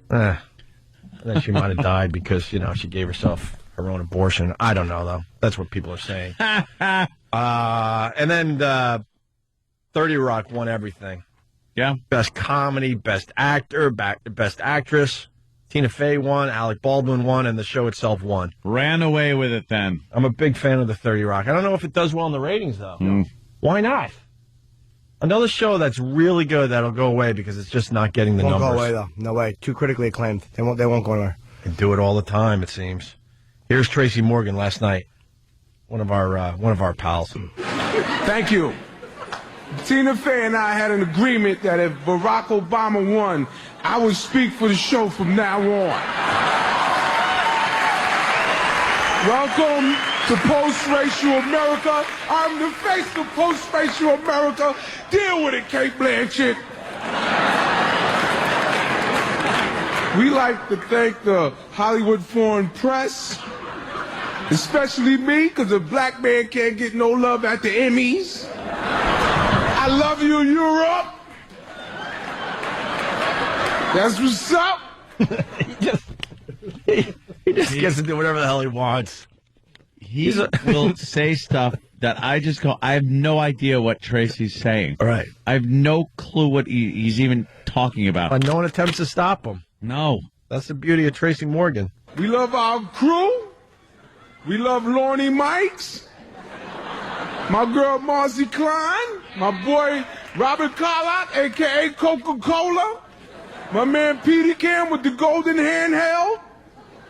I'd like to thank the people over at, the lady over at Craft Services, because she makes the tacos. She got to make them just right. Jeff Zucker, my boy. Holla at me, JC. I think he's the president of NBC. And we love you. Thank you very much. After Craft Services, it goes Jeff Zucker. Yeah, that's awesome. That's funny. Yeah. Of his mind. I guess we got to correct something we said earlier. Eastwood and Gran Torino, I was bitching that he didn't use the N-word. He didn't go all in with his racism. Yeah. And a few people that have seen the movie said it was perfect. The reasons he didn't use the N-word was because there was only one short scene with black people that lasted maybe 3 minutes. I would assume he used spook and spade because those terms were more used back then. The movie was good and it didn't hold back. So, okay. I was thinking it was Hollywood being, a little douchey. You were right, Ope. That's why there was only one scene with black people. You think? Of course. That's why. Because if a guy's a true racist, the N-bomb has always been relevant. You're right. Spade and all those were more common. So they were able to figure out a way around it where the average moviegoer thinks, okay, this is all right. We don't want to look like the pseudo-edgy pussies that we really are, so we'll just have one little scene. It's like if you're going to show a guy who's a racist, just show him as he is. Right. And that's why they probably had one little scene. Because black and white is the racial problem in our country. Of course. It's not Vietnamese it's black and white. Yeah, that's the big one. That's the big get. That's top of the charts. Miles in Jamaica writes, but if you really pay attention, he isn't the type of guy to call people the N-word. He was old school, so he called black people colored. All right. And whatnot. Did he use the term colored at least? Probably then. Yeah. So was he a hateful racist or more like just Archie Bunker, but a little more? I don't know. I can't wait to see the movie. He had guns. It was sold out, man. So I was stuck with this movie, Revolutionary Road. Yeah, Kate Winslet's a great actress. Who cares? Who needs to be that depressed? Just walking around, it's depressing these days with what's going on out there in the real world. You want to go to the movies to escape? I don't. I like a good depressing one. Well, then go see Revolutionary Road, my friend. And give me a little review in the next day or two. Cuckoo's Nest is one of the most depressing movies I ever. love that movie. But it's like every time I watch it, I react like just leave when the window's open. I know. Get out. It never changes, though, the ending. The anxiety you feel that it's right there for him. Billy is in the next room. Yep. He's been dragged into Dr. Spivvy's office. Good old Dr. Spivvy. And there's a scream from the nurse. They all run away. They leave him and Dumb Chief by that window, and they just don't go. And it bothers me every time. That feeling of anxiety you get when that scene is happening. It's like, just go. Just effing get out, Randall. And he never does. He doesn't, and he still chokes her. And the best part is Christopher Lloyd rooting him on to choke Nurse Ratched. Mm-hmm. Yeah, I forgot it. With his face, he's just like, you could see him going, please kill this bitch. There is a great Psycho in Revolutionary Road, though. That was awesome. Awesome. What's her name? Kathy Bates' son. Is Master? Yes, of course. Yeah, I'm 40. I'm 40. Yeah. He gets 48-hour passes, but he sees everything that's going on in front of him with this lovely couple that live on Revolutionary Road. Okay. I went and saw a live production. I went and saw... Could you tease it for after the break? Okay. Because I don't want to rush through this, because I don't know why you would do that. I'm starting to think you might really, really like somebody, because... I think he's gay. Huh? See, he's doing a little recreation. This is what you saw. An hour and a half of this, right?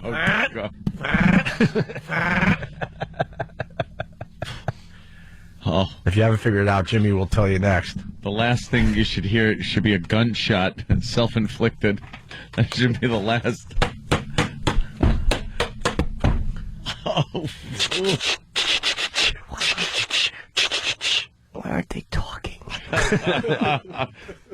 Because it's not called talk. It's cool for maybe... Those things are cool for maybe like 5 minutes. That's the problem with those things. We'll like get into a this. laser light show. I'll say what it is when I come back. I made a mistake. Obvious, but... I thought it was Heather Mill's life story. I just misread the sign. We'll get into that discussion after the break. But first, it's the FU line. Thanks for calling the Opie and Anthony FU line. Here's the latest batch of FUs. You have 6 new voice messages. First voice message. Yeah, this is Nick from Jersey. I want to give a big you to that redheaded that gave me your number and made out with me when the ball dropped and never responded. What the you thinking, you dumb bitch? I'm a great catch. You. Next message. Yeah, I want to send a big FU out to George Bush. About time we get you out of the office. You've been nothing but a waste of space to this country and a drain on the economy, so you, George Bush. Next message. Hey, I'd like to give a big you to the guys I work for.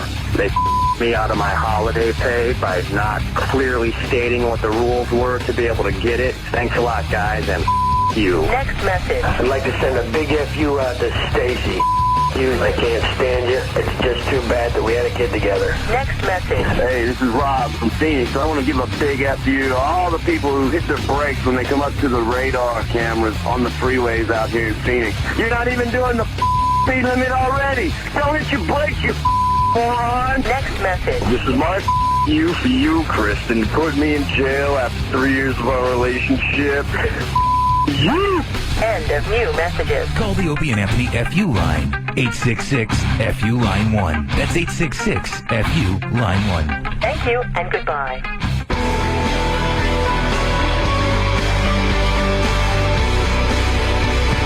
It's the Opie and Anthony Show. Stephen S. from Bay Show, really fast. Speaking of things that stink, how was Kosher David able to make his way home on Friday all coated with Liquid A? We have an update on that in a little bit. But first, Jimmy's got a big weekend. It's this weekend already? Dude, I know. It's amazing because the holidays made everything just kind of triple in speed. The shows are sold out to Bogota, except I think Sunday there's tickets for the night before Martin Luther King's birthday. Ooh. And then the Wednesday after that, I'm in Miami, Florida, doing the festival down there one night. Beautiful. And here's a little treat for the fans. Fan treat. I will be going down to Atlantic City Friday and Saturday. Join my good friend Jim Norton. Good. And catch the shows. You won't even see him. Why?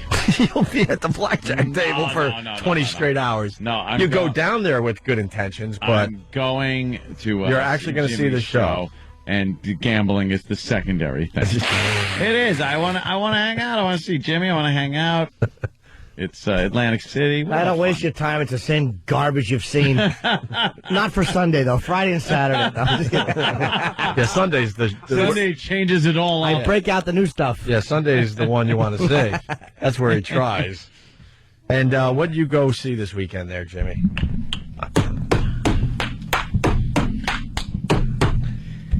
It was a retard. We went and saw Stomp. Oh. And you saw Patty Cake. Basically, you saw like a involved version of Patty Cake. it was all like Stomping. just like things, and then you're like, oh yeah, I forgot things make noise. Yeah. It was like an hour and 45 minutes of listening to a woman talk. Oof. It was just noise. When was Stomp popular? Like 10 years ago, easily? Yeah, I think This so. thing has got to be off Broadway at this point. It was Same place it's popular always back been. It's still at the same place. 1938. Well, some people got it. It was it's at the Orpheum Theater on 2nd Avenue, and I got to be honest, I actually liked it. Like, I'm teasing it, but I didn't think I'd like it this much. Yeah. But I wanted to go see something. I wanted to just do it because I was like, I haven't gone to a show in a long time. What was your favorite part when they were using the garbage pail lids? That was probably the best one. It was like the next to the last one was probably the best one. But it was really interesting. I mean, look, it was different. Mm-hmm. And if you're a percussionist, you'd probably like a lot of what they did because there was a lot of obviously percussions. A lot of percussion. But yeah, I enjoyed it, man. I didn't want to like it as much as I did. But I really had fun. Isn't there a lot of dancing too? It's dancing and stomping. And there's some dancing, but it's a lot. A lot of it is more just kind of in tune with what they're doing. It's not like a typical musical. Yeah. You know what I mean? Like the chicks that are in it are not. They're not prancing around cute. You know what I mean? They're kind of dressed like emo fruits, except they have baggy pants on. Yeah. I like to Stomp in American History X. That was a good one. That was a damn good one. Hey, did you get my Heather Mills joke before? Yeah, we got it. See, I Did you thought get That it, folks? makes sense. because it was Stump, so I thought it was going to be. You ever see Blue Man Group? I did not know. Is it good or does it suck? I hated Blue Man Group. They take the PVC tube and make a big trombone out of it, pretty much. I didn't get it. And they're all painted blue. I like Circus Soleil crap. Yeah, that's pretty cool. They have some cool shows out there in Vegas as far as that goes. Stomp started in 1994, and they're still stomping away. Stomping. 15 years later. Well, Broadway's tanking. A lot of shows closing. Spamalot, Dunsky. People can't afford it, I guess, A couple right? other ones. Yeah, the economy is really kind of... I don't want to hear about that. Every time you go to Times Square, it's just packed with people going in and out of those shows. So what are they Is it talking people about? going in and out of the shows, or is it people going into TGI Fridays to catch a bit of a New York culture from the Midwest? Yeah, no and they go to kidding. Fridays. I love the people that hang out in Times Square going, we're in New York. Hang in with New Yorkers. No, you're hanging out with other dummies that came to town. Tourists. You're just hanging with the rest of the tourists. If you want to come to New York, go really see New York. Go downtown. Go to Central Park, I guess. Yeah. There's a million places you go where you really feel like you're in New York.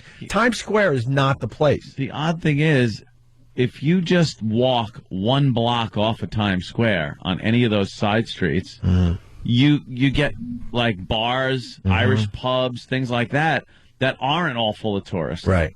But if you stay on Broadway and 7th, that's all you get. Right. Is all this touristy crap. You might as well have stayed home because you're hanging out with the same people you would see at, back home. Rubes. And what did you do this weekend? This weekend, We've shared so far. let's see. I went to the local gin mill. Then just hung out at home. I watched movies. I keep falling asleep to Schindler's List. I put that in. Too slow for you? No, I put that in before I go to sleep. Well, that's It's like wonderful. nice and relaxing. That's wonderful. It's calming. Yeah. I made it up to I'm essential to the effort the other day. That poor one-armed bastard. No, I have the papers. Look, I'm essential. And they just pull him away and shoot him in the head. Because he wasn't essential. He was like a No. one-armed guy. and they had them shoveling snow, and it was like, that's a tough one to sell. Yeah, exactly. Schindler, wanted to help the guy out, obviously. Good man. And, although Schindler's intentions at first was not really to be a good man. It was pretty much profiteering on the war. Then, we kind of saw what was happening, but I'm talking about an ancient movie here. Yeah. The most chilling scene in Schindler's List, or one of them, is when the higher Nazi shows up, and he has the one guy piece something together. He goes, piece that together. So the guy puts together the thing he does, puts the pieces in, and he's done in like 10 seconds. And he goes, now you can do it that fast? And he goes, yes. And he goes, well, how come you only have that many done? Yeah. And there's like a small pile of them. So he's like, takes him outside just to shoot him in the head. Yeah. And his gun won't fire twice. And then he hits him with the gun and the guy lives. Yeah. Yeah, that's, there's so many just chilling scenes in that movie. Oh. But yeah, I got it on, DVD. You got it in the rotation. So it's in the rotation, yeah. What else? Then I saw Raging Bull, and I couldn't the best stop movies ever made, my Jimmy. friend. I just wanted to text Jimmy like he was sitting there watching it with me. Yeah.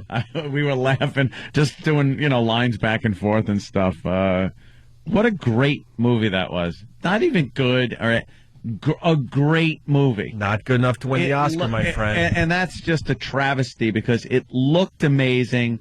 The first thing I texted you was about De Niro and watching Raging Bull. How is that the same actor that does so much crap work now? And then a minute later, Frank Vincent is great too. But you're right. What is he Frank doing Vincent now? was fantastic in it. But you watch De Niro now doing like Meet the Fockers or even that's an older one. But the crap he just spit out with Al Pacino. And just that garbage. And then you look at him in Raging Bull, and it's just done fantastically. He was actually good at Meet the Parents. Meet the Parents was that was good. I actually like that movie. I can't. The sequel sucked. Yeah, But Meet the Parents was kind of funny. But even he was kind of that goofy. I don't want to see goofy De Niro. I'm sorry, I don't want to see De Niro. Well, analyze this, analyze that. Yeah. All right, look, yeah, we get it.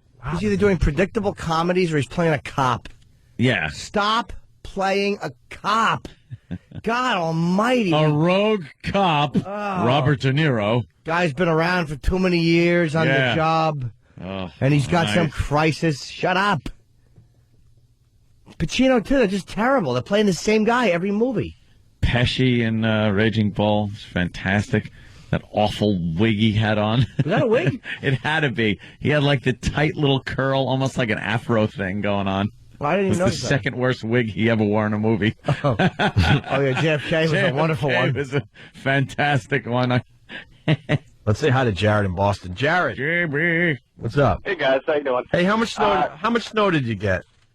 It depends. Where I live, away from the city, about 8 inches or so. Yuck. Oh, boy.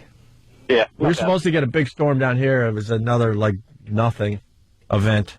But anyway. Well, the worst was it all iced up first, and then there's snow on top of that, so it looks nice and fluffy, and then you go outside and fall on your ass.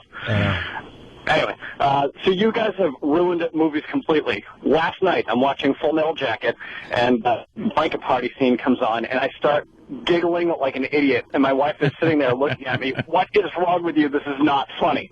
And I said, wait for it. And D'Onofrio goes, ow! And I lose it. Ow! Ow! Why? Ow! But you know what? Dude, you're not the only one that gets things ruined. Because literally, I was enjoying Stomp, and all I'm thinking is Anthony would hate this. Yeah. I was like, is there any part of this he would enjoy? And all I kept thinking of it is literally you going, all right, we get it. All right, we get it. Right. Enough with the stomping. Shut up. We get it. The stomping, the banging, it makes noise. We know. I got a headache. Do you like it? No. No. I don't. Did Ricky Gervais really say this last night on the Golden Globes? He said, I quote, "That's the trouble with Holocaust films. There's no gag reel on the DVD." Did he really say that? Chris S. from Long Island, thanks for that little like tidbit. something he'd say. I don't know about that, but he had a very funny line. Yeah. At the opening, he was talking about having sex with 200 foreign correspondents, and he never got nominated for anything. There was more to it. But I hope so.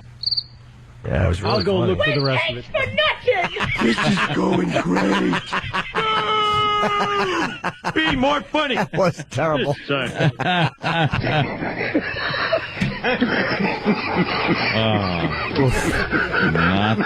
When you start with, he had a really funny line. Yeah, it better be. You better have perfect delivery after you say that. You know what?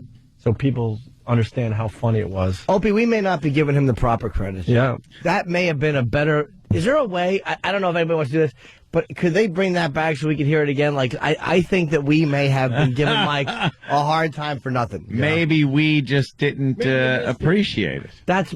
Is we able to replay that? How do we replay that moment? Is it possible? Yeah, it'll take a minute or two. Okay. We could stall a little bit here. Zeppelin's first album released 40 years ago today. Wow. Joe Frazier is 65 years old. Smoking Joe. I ever tell you my mom's story, actually, with Smoking Joe Frazier? No, she never had sex with him. Oh, boy. Thank God. She'd have been disowned. She was working at some place called Sugars. It was in Northport. Sugars. Yeah. And Joe Frazier came in. He had a band that he sang with called Joe Frazier and the Knockouts. Can only imagine how good that was. The Knockouts? Yeah, yeah. I guess they did old... Can we find Joe Frazier and the Knockouts? Good luck. Audio. He was playing There's got there. to be one out there somewhere. And so my mom goes to get autograph for me and my brother. So she goes to the first one's for Anthony, and he's like, and she had to sit there and go N-T-H-O-N-Y, and she thought her difficulties were over when she goes, yeah, and one for my other son Joseph. He had no clue how to spell Joseph. His name's Joe Frazier. He couldn't spell Joseph. It might even be Joseph Frazier. I'm sure it's Joseph Frazier. I've never really heard Joe be... He actually said, how do you spell Joseph? Yeah. Oh, wow. How do you spell Joseph? So, in summation, he's adult. In your honest opinion, is it his blackness or is it because he's punch drunk? I don't care if you're a genius. You get punched that many times in the head, you're going to get stupid. Yeah. Philly people, let's be honest. Philadelphia people, not the brightest. That's why so many fighters come from Philly. Yeah. All they do is punch each other in the face. Listen, pay attention, stupid. Sonny Liston, Frazier, Meldrick Taylor. I mean, there was a lot of fighters coming out of great fighters Philadelphia. coming out of Philly. Larry Holmes, an honorary Philly idiot. He's from Easton. Honorary. Used to spar with Ali. Yep. For you fight fans. Rocky Balboa. He's the brightest of all the fighters in Philly. Travis, New Hampshire, how are you? What's up, boys? A little Yemi. Hey. How are ya? Hey, listen, about the other caller was talking about the movies that you guys ruined. Dude, also, I'm in the car with my wife, and she's like, I don't have my XM radio in here, so we're going to listen to some local radio. I'm like, great. Listen to some local talk radio, and the whole time I'm just like, ugh, God! And it just annoy me, thanks to your Jocktober. Oh, really? Yeah. Also, news clips on watching the nightly news when they do the stupid teasers. Yeah, the tease. Oh, it's just like, oh my God, they're so right. They're always just O&A is so right. Of course we are. Oh my geniuses. God, it just irritates the hell out of me. Yeah. We like to think that we're the reason why TV's going away. You guys have really opened our eyes, I think. We ruin everything. That's what we do. Travis. Let's go back to Chicago. Coke Logic, how are you, sir? Good evening. Good evening. Good evening. God, I love that. Speaking of a movie you guys ruined, I cannot watch The Shining without laughing my ass off throughout the entire movie. Yeah. Shining's got a lot of funny parts in it now that we've just gone over it and over it. Again and again. Yeah. It's supposed to be horror and scary and startling, but no, it's just cook.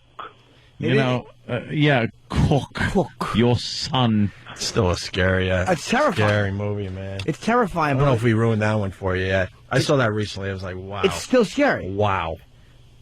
Yeah, and, you take a movie like The Godfather, and this is supposed to be a tragic scene, and we just laugh our asses off.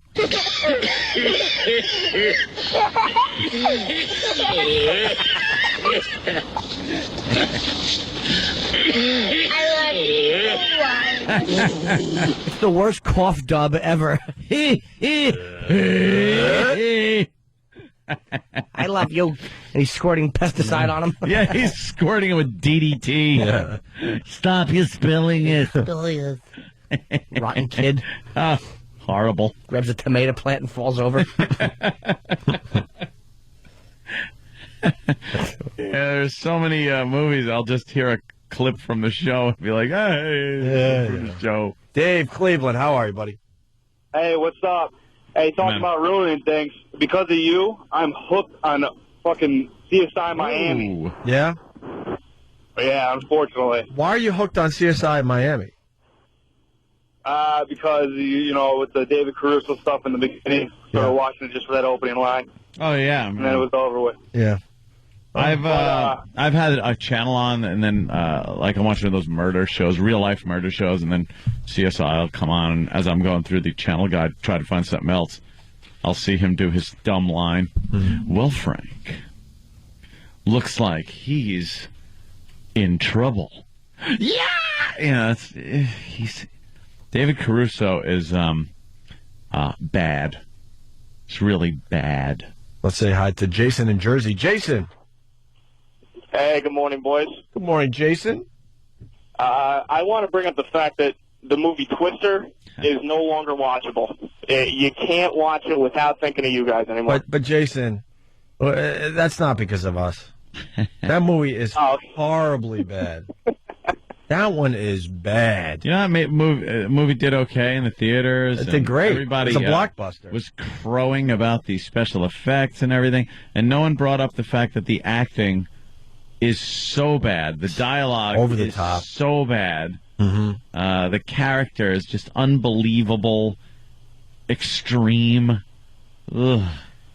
Danny's making a list of other movies that are now funny because of this radio show: Silence of the Lambs, Shawshank. That was the one. This Boy's Life. Yeah.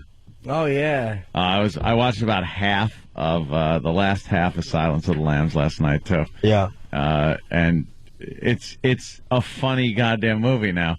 Now it's just funny when she's screaming in that well and he's it's the funniest part of the movie. Danny.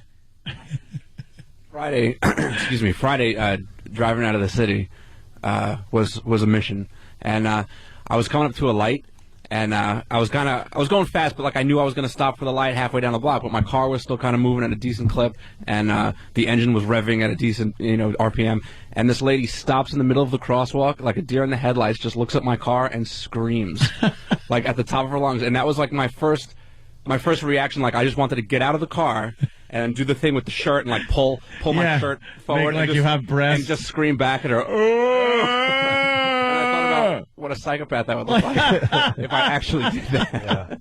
Yeah.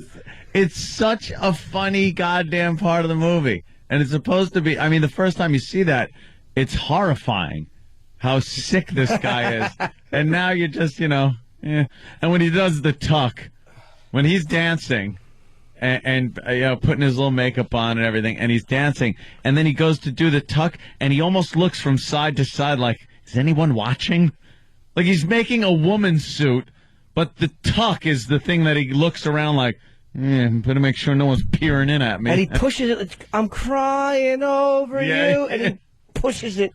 He's just pushing the disgusting penis out of you. Oh, no one should see it. He's so angry with it. Of course he is. Of course he is. It doesn't belong there. Yuck. Let's go to Jason in New York. Jason. Hey, what's going on, boys? What's up, Jason? What's up? You guys totally ruined Batman for me with Christian Bale's stupid voice. Oh, he stinks. Oh, he's the worst. Yeah, it's on demand. I put it on, and man, someone just should make a Heath Ledger version of that movie. Absolutely. Just every one of his scenes. Hey, is there any additional scenes of his in the director's in the DVD? Because I have the DVD. I'm sure they got some extra stuff. Jaws, Elephant Man, Mask, Back to the Future, all movies that we have the ruined Elephant Man. because of this radio show. We do have to take a break. After the break, could you play that clip again? The guy who wrote this song is a bad, bad boy. Big story today. Naughty boy. A naughty, naughty boy. You light up my eye with a shiner. This guy's a creep. We'll tell you why next. Opie and Anthony. We have a parody song alert. Parody song alert. Tim just handed me a parody song. Has something to do with the story of the day, my friends. Opie and Anthony, by the way. And it's not Prince Harry in trouble for saying Packy. Is Packy bad? Not here as much. I guess over in Europe it's a bad thing to do. Bush said it. He said Packy. He didn't know that that's a real slur over there for, I guess, Pakistan. He said my Packy friend. Who? Prince Harry. All right, well, that's like dropping. I don't know if it's the equivalent of an N-bomb here, but that might be like saying spade or heave. I mean, it might not be as hateful as an N-bomb, but it's something. Right. Well, we could quickly do this. It's a quick story, but then we'll do story of the day. Anybody else around here? Makes you know that's bad admin. That is bad admin. What's up, girls? Yeah. Little Packy friend. Ahmed. Having a bit of a GPS moment here. Are you? Oh, looks like you are. Oh, baby, how are you doing? That's Dan. Come on. Stand down at me. Look like a raghead. Look at me. Look at me. Look away. Was that Prince Harry too? Yeah. So what else did he do? Said raghead there. Yeah. One of his buddies was laying down in the terminal waiting to be shipped out, and he had his face all covered up, and he said, "You look like a raghead." And apparently that was a little bit of a slam, too. Well, the thing is, who's filming this and releasing it? Like, what scumbags are shooting this and releasing it? Well, he was shooting it. Well, how did it get released? I don't know. Look, with him, the difference is this. He's arguably going to... Isn't he going to possibly be the king of a country someday? Nah. He's third. But he's third in line. Third in line. I mean, his father's been waiting 40 years or whatever it is. When you got How many years has his father been waiting? Yeah, about 40. When you got that much influence... And then the older son, I mean, the odds that he becomes... Yeah, the odds he becomes the guy, slim to none. When you got that, when you're part of the upper part of the royal family... Right. Oh, yeah, you're You got to watch what you say, just because you're like the real representative of like the head of the country. And it's like, you say, like, that's how they say it. It just makes everybody look bad. It doesn't matter, though. He's dressed in a Nazi uniform for a party. Yeah, he don't That care. went away. Nothing. They're untouchable. Right. You know, there'll be controversy and people go, oh, look what he did. But what are they going to do? Exile him somewhere? The guy's, he's going to be the prince, and they're not going to touch him. Let's get to the story of the day.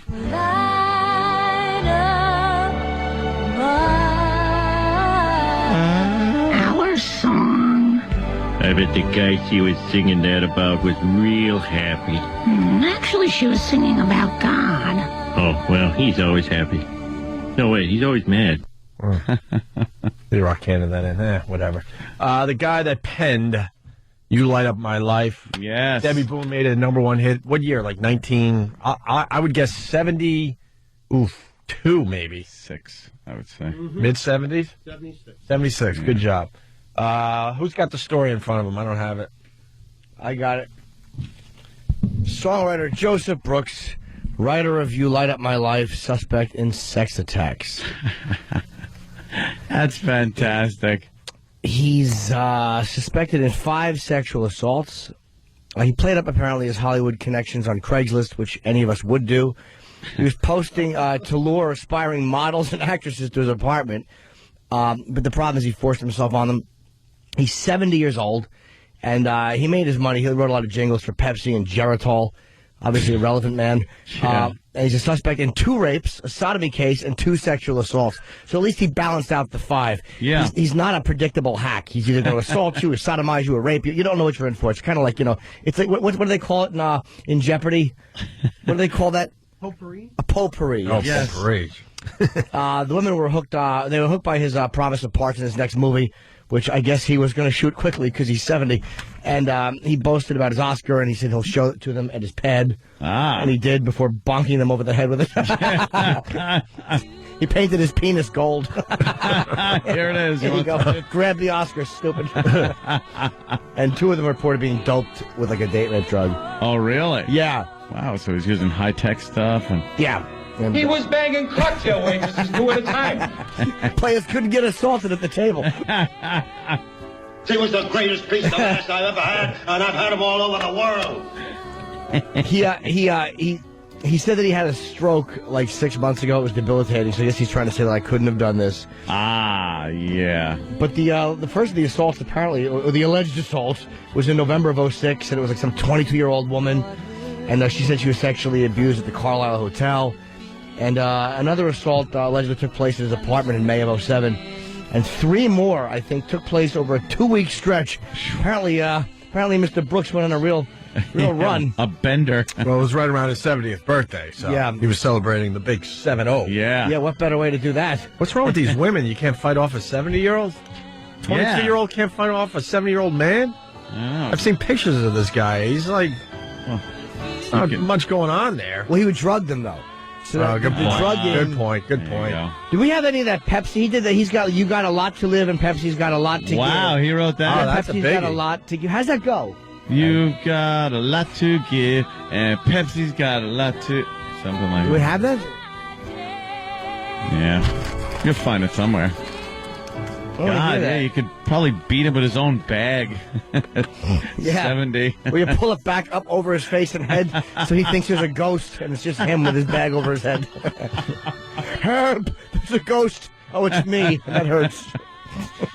Wow, a song like this, and there it is, he's just pouring his emotions out on paper. Hope to carry on. Is he singing about, is she singing about Jesus? The Lord?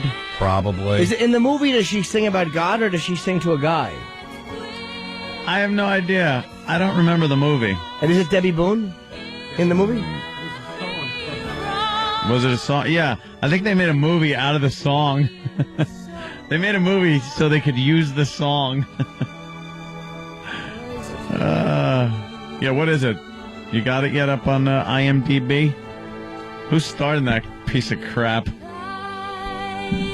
She must have gotten so sick of singing this goddamn thing. She dead? Because, no, she's still kicking. She's still singing this song somewhere. Oh, somewhere. Down in Brantford or wherever it is. Brantford? Brainerd? Oh, Brainerd. We could take care of it right here in Brainerd. I'm cooperating here. Well, it leads to the You Light Up My Life parody that just came in from Tim from down the hall. There's a reason why you haven't heard from Tim lately on our show, but we figured, what the hell today? I thought he died. Yeah. Well, here it is. So many nights I log on to Craigslist, hoping to lure chicks into my home. I'll drug their drinks and force myself on them. That has been placed, and now you come along. You will pass out. Can you pause this? It's not even trying. I'm trying to describe a level that this stinks at. Like, wouldn't you rhyme it like, you raped my wife? Or Yes, how about something that rhymes with wife? Something that Wife. ties in. We got 30 seconds left. Let's see how it Knife. ends. You could use a bunch of them. Strife. Yeah. You will lie down right on my couch, and I will undress and fill your with me.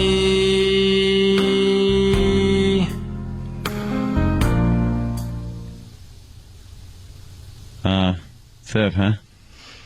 That's the parody song from Tim. Wow. And of course, David is standing by to talk about the song parody, right, Steve? At this point, you would send David in, right, Steve? Why would David be in here? David, what do you think of that? What do you think of your performance there? I thought the performance was pretty good. I didn't write the lyrics, though. I have to say that. You don't like the lyrics, No, right? Tim wrote the lyrics. You don't like the lyrics? Nah. What was wrong with the lyrics?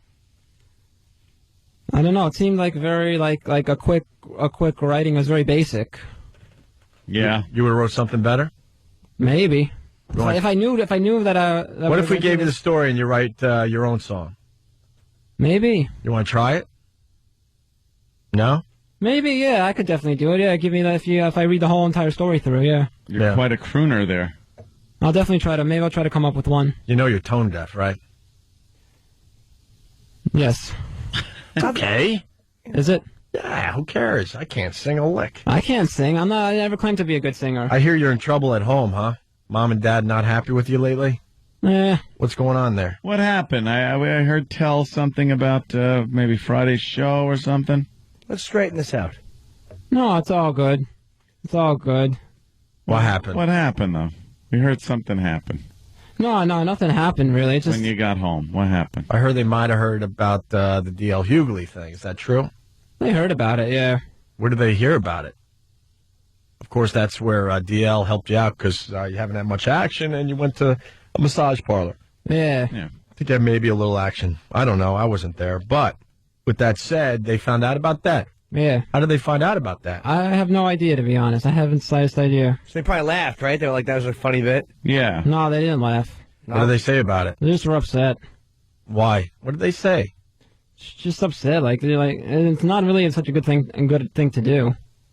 What did they say? How did you know they knew, or did they suspected? How did I know? Yeah. They told me that they knew. Okay, and then you were like, what was your response? I told them what happened. And then what did they do? Do you not see the pattern here? I see the pattern. Yes, I see the pattern. They're just upset that I did such a terrible thing. They're just upset about it. That's pretty much it. What did they say? Yeah. They just said why would you go to a place like that? Don't you know it's illegal? You could get diseases and stuff. Did you say, Mom, it was only a hand? You can't get diseases from there? I told them that there's no diseases, nothing really too sexual took place. I said so, yeah. And then what did they say? They just were upset, and they just said not to do anything like that ever again. Oh, really? Is it also true you walked home on Friday, walked in the house, and they smelled what we put on you? Yeah, my mother was home. She smelled it, yeah. What'd she say about that? She said, oh, that's disgusting. Why would you do a thing like that? Why would you have that all over your clothes? That's disgusting. And she was upset about it. Do we have to keep saying, and then what did you say? And then what did she say? And then what did you say? Could you just tell a story? I'm telling you what happened. You're not. We're questioning you like a hostile witness. I'm telling for the the love story. of God, David, listen to me. Tell the story. Friday, you left work. Yes, you I left. smelled like crap. Yes, that's correct. I smelled like crap. Home. I got home, yes. And then what happened without us having to go back and forth? Then what did he say? What did she say? What This is like, they say it all the time, like pulling teeth. This is like pulling teeth. Right, I understand. Just pulling gold teeth. You want to be on the radio. They smelled the disgusting smell, my mother. And she said, oh, that's pretty disgusting. It's pretty disgusting. Why did you do that? Why did you do that? And I said it was they wanted me to smell that, and it was for a bit that we did. She said she was very disappointed in me. Oh, she said she was very disappointed. Yes. Ah. And what did you say? I said, it's not that big of a deal. I just was like, it's not that big of a deal. Don't worry about it. And then I told them that perhaps it's going to happen it could happen another time. Perhaps they could do it another time. Ah, so you straightened it right out. You go, look, it's not a big deal. And on top of that, it's possible that they could do it again. It's possible. I don't know for sure, but it's possible you guys could do it again. Yeah. And and I was warned to wear some old clothes that I don't mind getting smelly and disgusting. Ah. Yes, because they do not want to go through the whole process of washing my jacket and my clothes all over again. Yeah. Why didn't you wash them? You're 26, right? Yeah, really? I did. I washed them, and then my parents washed them after. 2 washes. 2 washings? 2 washings. Yeah, first I washed it by hand to get all the smell out, yeah. By hand? Yeah. What, with like a scrub board? What year Soap is this? and water, yeah. What? Soap and water, yeah. And then, a washing machine works better. We did that. The washing machine was afterwards, the second time. Why wouldn't you just put it in the washing machine twice? I don't know. Save water. Yeah. They should have told you to just leave your clothes outside and go in and take a shower. Yeah. I took a shower, like, right when I got home, I took a shower, yeah. And then there was like a lingering smell in my house from like the path the path when I walked from the house up to the bathroom. There was a lingering smell. For like the whole weekend. There's a lingering smell. Whole weekend. Yeah, the whole weekend there's a lingering smell. It's funny that you said that might happen again, but you don't say that the massage parlor might happen again. That's not going to happen again. Why, you didn't like it? I liked it. I'm not going to go. I don't know if I should ever. I liked it. It's not really a good idea to go back there. Why? Not only is it not a good idea, it's a great idea. Why is it a great idea? Okay, let me spell it out for you. Yeah. Because she gives you a massage and then rolls you over on your back and continues to massage you in what winds up being a fantastic fashion. You didn't find that I found pleasurable? It was pleasurable. It's also not. It's also as I've been told. It's also as illegal. You almost said, as my mother said. Yes, you did. As I've been told, it is illegal. So what? You know how many people? You know how many people go there to those places, and how many people actually get busted? It's the odds. 3 people have been busted there since 1950. Astronomical. They rub you like a mezuzah down there. That's funny. And it felt good, right? It did, yeah. Yeah. It just might be a moral thing with you and your parents. Yeah. Yeah, that's probably what it see, is. That could be the problem. More of a psychological thing than physical. You'd go back there in a second to feel that again. Perhaps. Yeah, perhaps. But you don't want to disappoint your parents? Nah, definitely not. They were disappointed in you? Yeah. They say this is not what you signed up for, as far as your internship goes?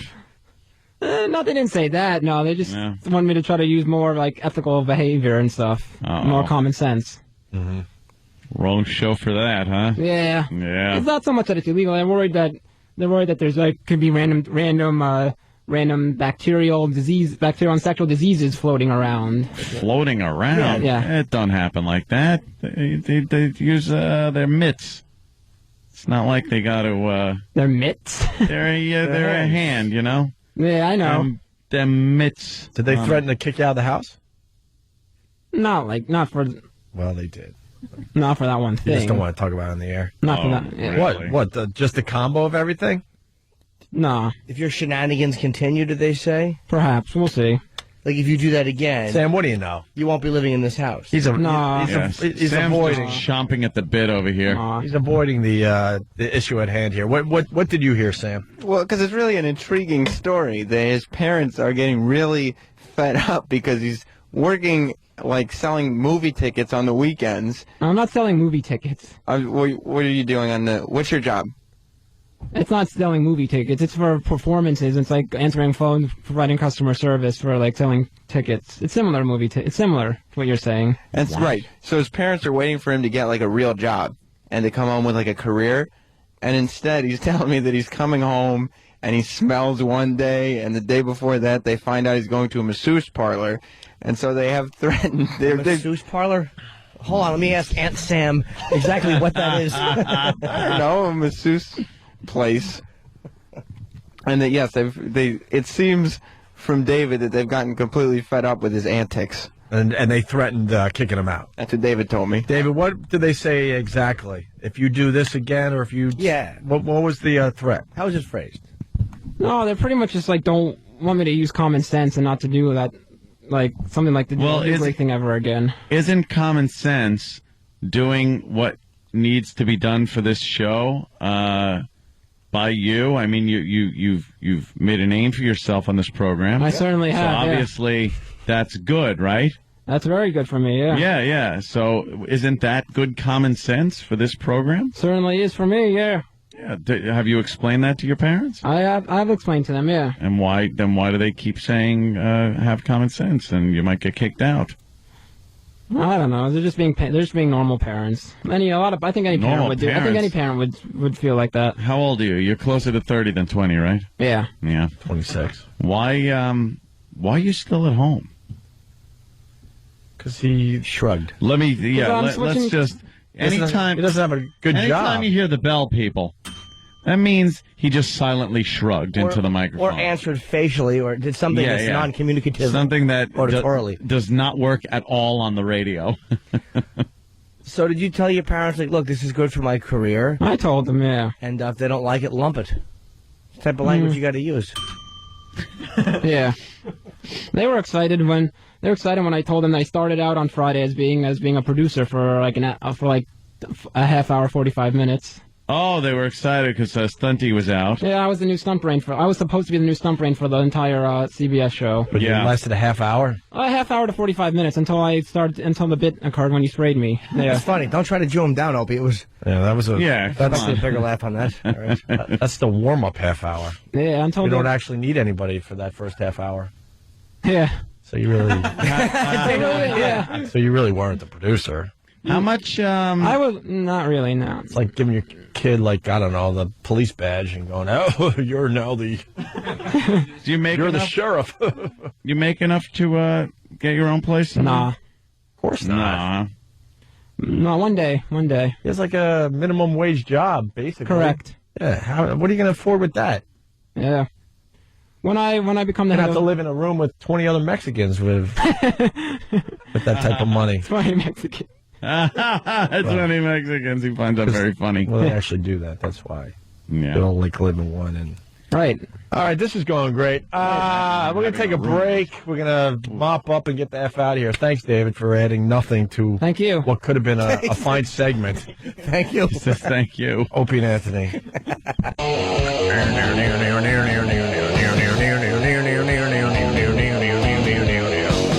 All right, we're heading out of here.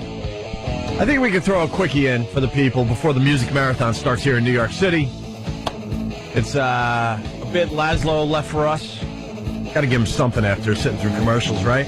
Yeah. In this day and age, no one wants to sit through commercials. They will if there's something on the other side, though. Jeff Goldblum to slow down his audio. It's a bit that Craig Ferguson pretty much made popular. We've done a few on our show. It's all over the joint these days. But Laszlo found Jeff Goldblum slow down. What's up? I know he did this. We're doing it again. What? I thought you forgot that we did. Hell no. Some of these stuff you do more than once. It's a new audience. So you slow him down, he sounds very drunk. So we'll play this as we leave you guys today, and we'll see you tomorrow. Stay tuned for the music marathon, though. No more commercials. Oh, yeah. Jeff Goldblum sounding drunk, and then right into music. So we'll see you tomorrow. Hey, did you ever ask anybody what their favorite color is? I'm sure you have, or people have asked you. It's not the most interesting question, but how many times do you say beige? Never. Because it's one of the worst colors. It's hardly even a color. It's like oatmeal or sand, or it's nothing. It's beige, it's boring, it's bland. Now, computers, why in heaven's name have the people who've made computers before never done anything but beige? That's nuts. That's nuts. Have they been in thinking jail? That's crazy. Get Anthony Show.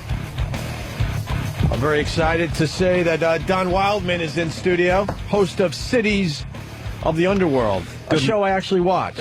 Sometimes we have to make believe we watch these shows, but in this case, I actually watch Cities of the Underworld. That's cool. Yeah, that's pretty cool, man. It's extremely cool. Like all this stuff that is just completely forgotten. I know. It's all underneath there. And it's weird to be here, I mean, in New York City, and like I watch myself on TV, and I'm in places like Ethiopia and Egypt, and it's like a double reality. Yeah. And then you're there, and it's double reality because you're like walking around, but the show is actually about tunnels and tombs and stuff like that. Well, we last time we were in here, we were talking about New York City. Yeah, cool. How far does it go down?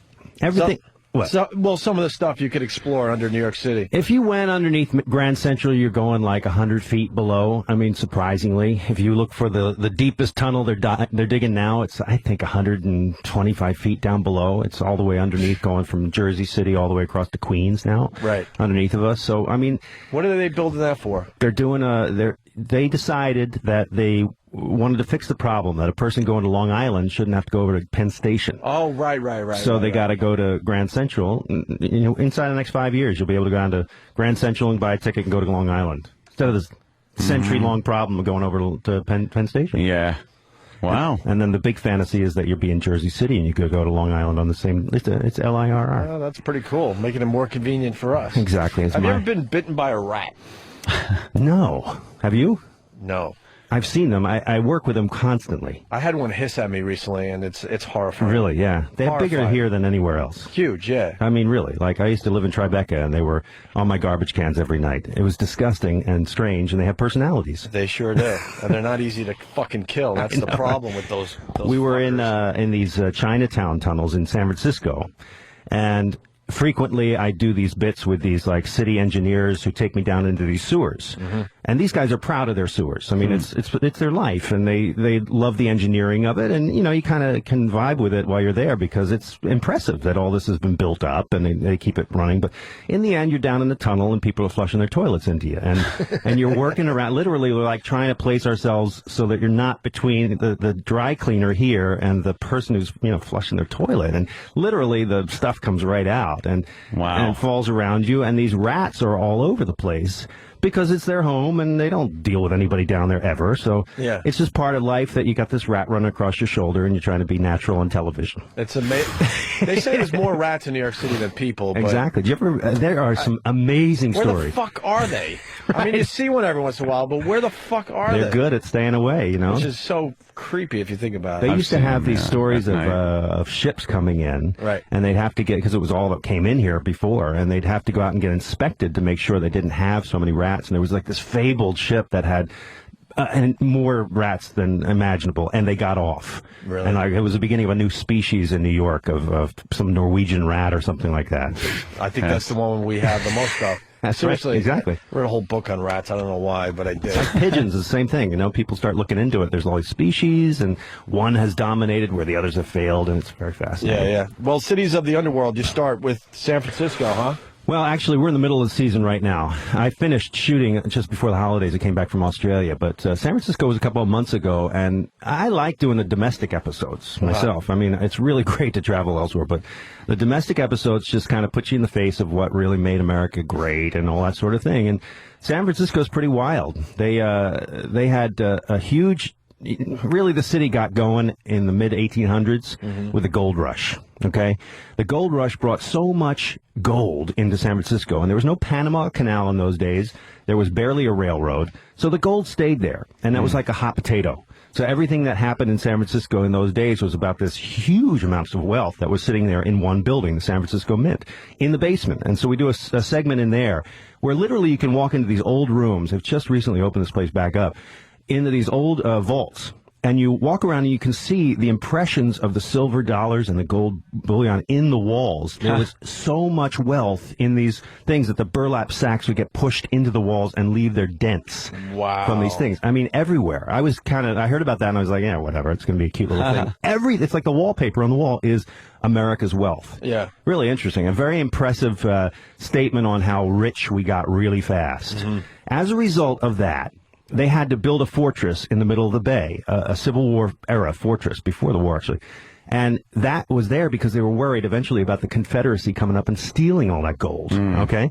That fortress became Alcatraz, all right? They built the prison on top of those foundations. So we do a segment where I go underneath the Alcatraz, which is a tourist place. You can go, anybody can go there. But, yeah, I was just going to jump in. I loved Alcatraz. For the most part, I hate doing touristy things. Yeah. But that was probably the greatest thing I've ever done when visiting another city.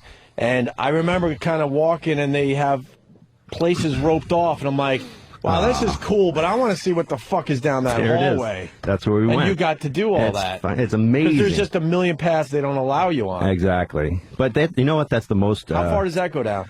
Another like 50 feet. Really? You go underneath. You go into the foundations that are there, that are the original fortress, and you see all the sort of leftover architecture and stuff of that fortress.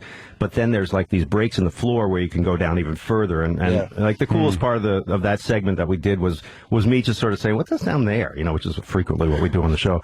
And the guy, the ranger, who's on his own agenda, says, "Well, if you want to take a look, go ahead." Of course, we spend the entire segment going, "Oh my God, there's a tunnel underneath there." So it's literally as wide as my shoulders, and we just squeeze through. And this little drainage tunnel, which was from the 1800s, had been running underneath of Alcatraz for the entire time, and you can literally drop off the end and into the San Francisco Bay. So, I mean, it was like the perfect escape from Alcatraz idea. I saw that. I saw the episode, and there's one moment where it's a very claustrophobic feeling, and you're in this teeny tunnel. Yeah. But then you kind of came to a manhole cover. Right. It was where was that? Because you didn't go up into it. Where was the manhole? Where would that have opened up? That was at the end of the tunnel, and that is a shaft that goes down. That was outside the prison. A shaft that goes down to like it's sort of you fall down into a hole, and that hole goes off into the bay. So people could have escaped from exactly. So that was the suspicion, and it kind of made for a fun kind of fantasy thing. Yeah, that we went sure. through. But there's kind of, and then you get into the 60s of San Francisco, and actually the 70s in this case, there was a group called the Suicide Club. Have you ever heard of this club? I heard about it, but I never knew what they were. Is it? No. Yeah, they were like I had a joke there. I wasn't going to go with it. It was a bad one. Yeah, it was like that documentary about the bridge. Do you see that? Yeah. Ugh, spooky. We had the guy in, Oh, and then you we did? had the guy that survived. Really? That jumped and survived. Oh my God! Does he joke about it or anything? I mean, He was a bit lighthearted. Wow. Sure, a little bit.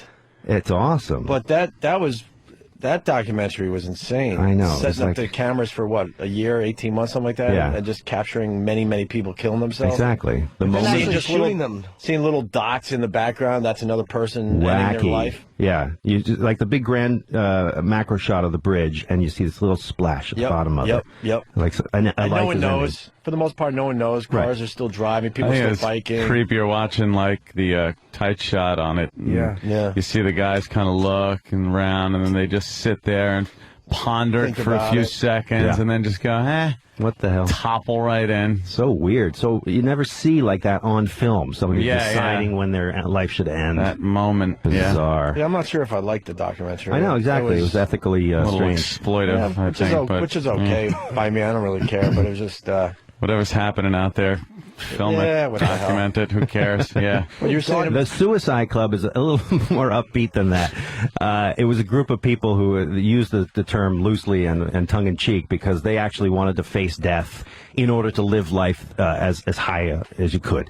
So these guys, like 1976 or so, a bunch of 20-year-old guys decided that they would do things like manacle themselves together and go into a storm waves, and prove that they would live through it and therefore live, as well as they could. So these guys are still around, and they're writing books about it and stuff because they were fabled within that world out there. And so one of these guys, a guy named John Law, who's just a terrific guy, blindfolded us because they know these places that nobody else knows in San Francisco and elsewhere. I mean, one of his favorite places to go is Detroit. They're urban explorers, and so their claim to fame and their point of pride is that they know where to go that nobody else does. And they literally have like covered up entrances and disguised them, and only a select group of people are allowed to know where they are. Very cool. They're very serious about it. I mean, to the point of like, come on, we're just doing a TV show here, come on. But they wouldn't let us know, and they made us. We had to give them our cameras, blindfold us, not kidnap us, but put us in the back of a van, drive us to this unknown location, undisclosed, and then lead us out. So we decided to film the whole thing. So that's on in the show. And they take us, and they only let us take the blindfolds off when they had gotten us down into it. And what it turned out to be was this huge, like, mega defensive fortification that was built either in World War I, World War II, or the Cold War.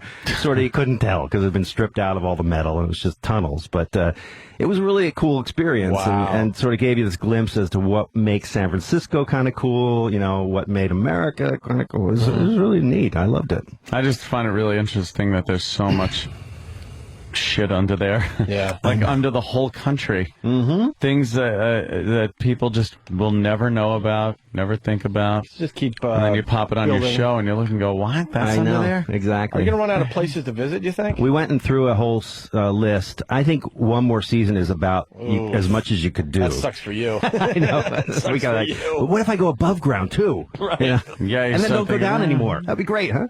My favorite episode was the Portland one. Really? Yeah, I think we talked about it last time, but White slavery always sells. Well, it was to get the guys to bootleg and stuff, right? Go to China because no one wanted that gig because you had to be gone for 2 years. Excuse me, 2 years or You something. went around. I think it was 3. The average global sale was like 3 years. 3 years long. And So what they did in Portland, you're in these gin mills getting hammered, and next thing you know, the floor drops. Yeah. Drops you below. There was a whole like a holding cell down there. Yeah. And then they put you on a boat, and when you sobered up, it was too late. You were on your way to China. It's What the were we going to ultimate- do? Jump overboard? date rape taken to the nth degree, Yeah. right? Because no one wanted to sign up for this, so they figured out, well, this is too valuable for us. What were they getting? Like, Shanghai. They get Shanghai. It was called. No, Yeah. but what were we getting? Gold and stuff? I forgot. From China. What were we bringing back? What would you get from China? I don't know. I Okay. say spices. Spices, molasses. Opium, For some probably. reason, when they went out on the ships, I was looking for For spices. some reason, molasses was very valuable. Molasses. And none of us can understand why in this day and age. They would get woken up, like they'd get opiated in some way and sent on these boats, and then they would wake up and be given a choice. You're either going to get thrown overboard or you work for the crew. Yeah. Right. Which worked, and so these guys would stay with it, and off we went. Where else? Yeah. Where else you going this Well, year? we just could finish. You know, I literally went twice around the globe in both directions on this season. So I came home just recently before the holidays from Australia. We did Sydney there, which was actually. What'd you find in Sydney? First of all, a cool city. You know, like I wasn't Everyone that. says so. I wasn't that turned on by it. You know, about going and the Olympics. Oh, enough about Sydney. And we got there, and I was like, oh, that's why it's cool, because it's like a really cool city. It's like San Francisco to me, in that it's sort of very immediately, wow, this is a unique environment. It's all water. It's harbors and ferries and beautiful beaches. I mean, unbelievable. Gorgeous women, I must say.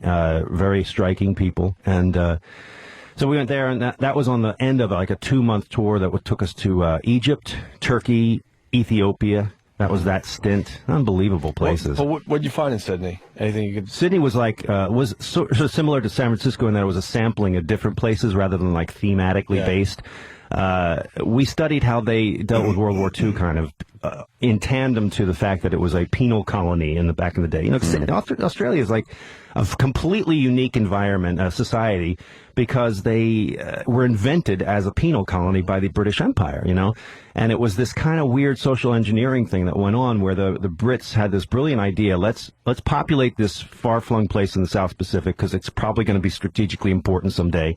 And we'll do it by sending like the gnarliest criminals and the ones who know trades, so that they're going to be stuck down there, and then they'll get out of their prison sentence and they'll decide to stay there. And so generations of this happened from like the early 1800s onward, and by the time it got to the 1900s, there were like lots of people there who were good at what they did and had been criminals and or sons of or whatever, and they had a population. So it was this fascinating thing. So we studied the penal colony, which is actually on an island in the middle of their Alcatraz, in the middle of their harbor called Cockatoo Island. And the guys died there like crazy and building things underground. I know you do stuff underground, but did you do the what is it called, the bridge walk? Yeah, my wife did that. Did you do it? I didn't do it. Holy! What? She thought it was. I was like rolling my eye. I don't want to do the bridge walk, and she went. You walk up on. You pay a lot of money to do it. You First walk of all. on the what's suspending the bridge? They cable you onto some tracks. Insane. Yeah, you go all the way to the top of this thing, and I was actually surprised to hear that it's actually pretty daunting thing to do. You should have done it. I should have done it. I was Your working. wife showed you up. It's a beautiful. You're probably scared of heights, hence the. That's right. Underground. Underground. Are you kidding? What about Look, I brought you some Vietnam? pictures. I did Vietnam in the second season. Yeah. And the Vietnam show was amazing.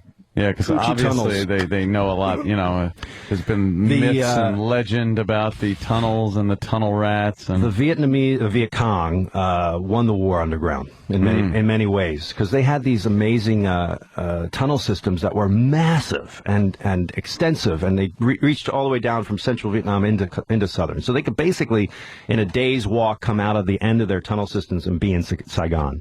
You know, it was like really close to do their everything. damage, get back in. Exactly. And they were designed specifically, they were dug very carefully so the tank tracks would not run over them in such a way. They show that on the show. It's really fascinating how smart they were about it. You know, you think of tunnels as being like, I don't know, just dig some.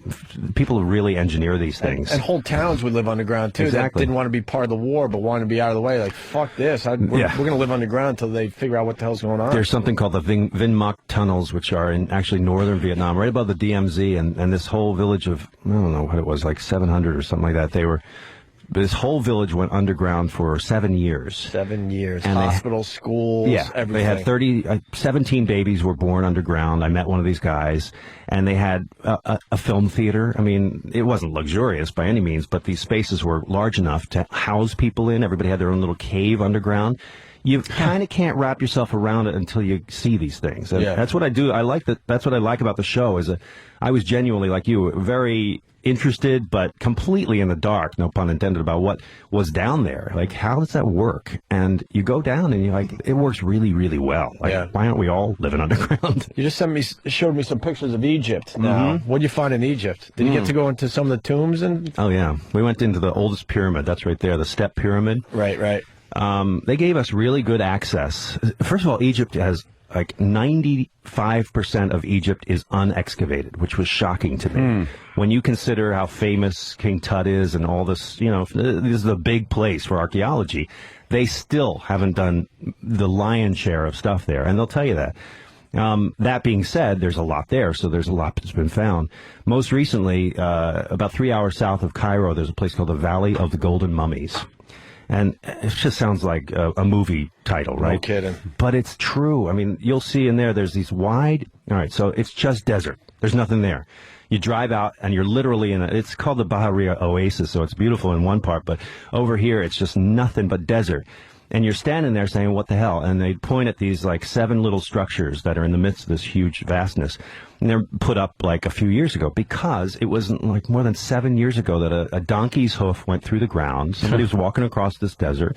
Donkey's hoof went underground. They were like, oops, there's something underneath there. So Zahi Hawass, who's the Dr. Zahi Hawass, if you look at CNN and there's a pyramid segment or something about Egypt. They always get him. This man is always on. He's like the Indiana Jones of Egypt, and he's a 5-star general. The guy scares the hell out of you.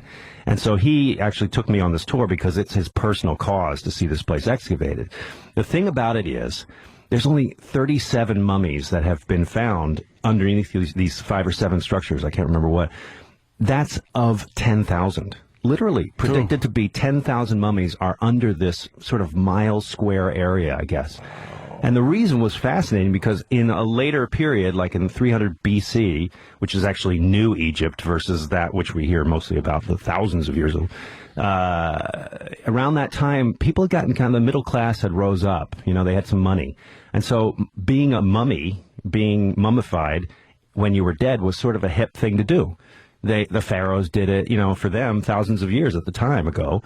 And so normal people, merchants and so forth, would get mummified and put down underneath the ground with their riches and all that stuff that we've heard about from the Tut stuff. So it was like every man's version of being a king and being sent to the afterlife. And so this place was a wine merchant place, lots of wine there, or some kind of like a fortified wine or something. And so they had a lot of money.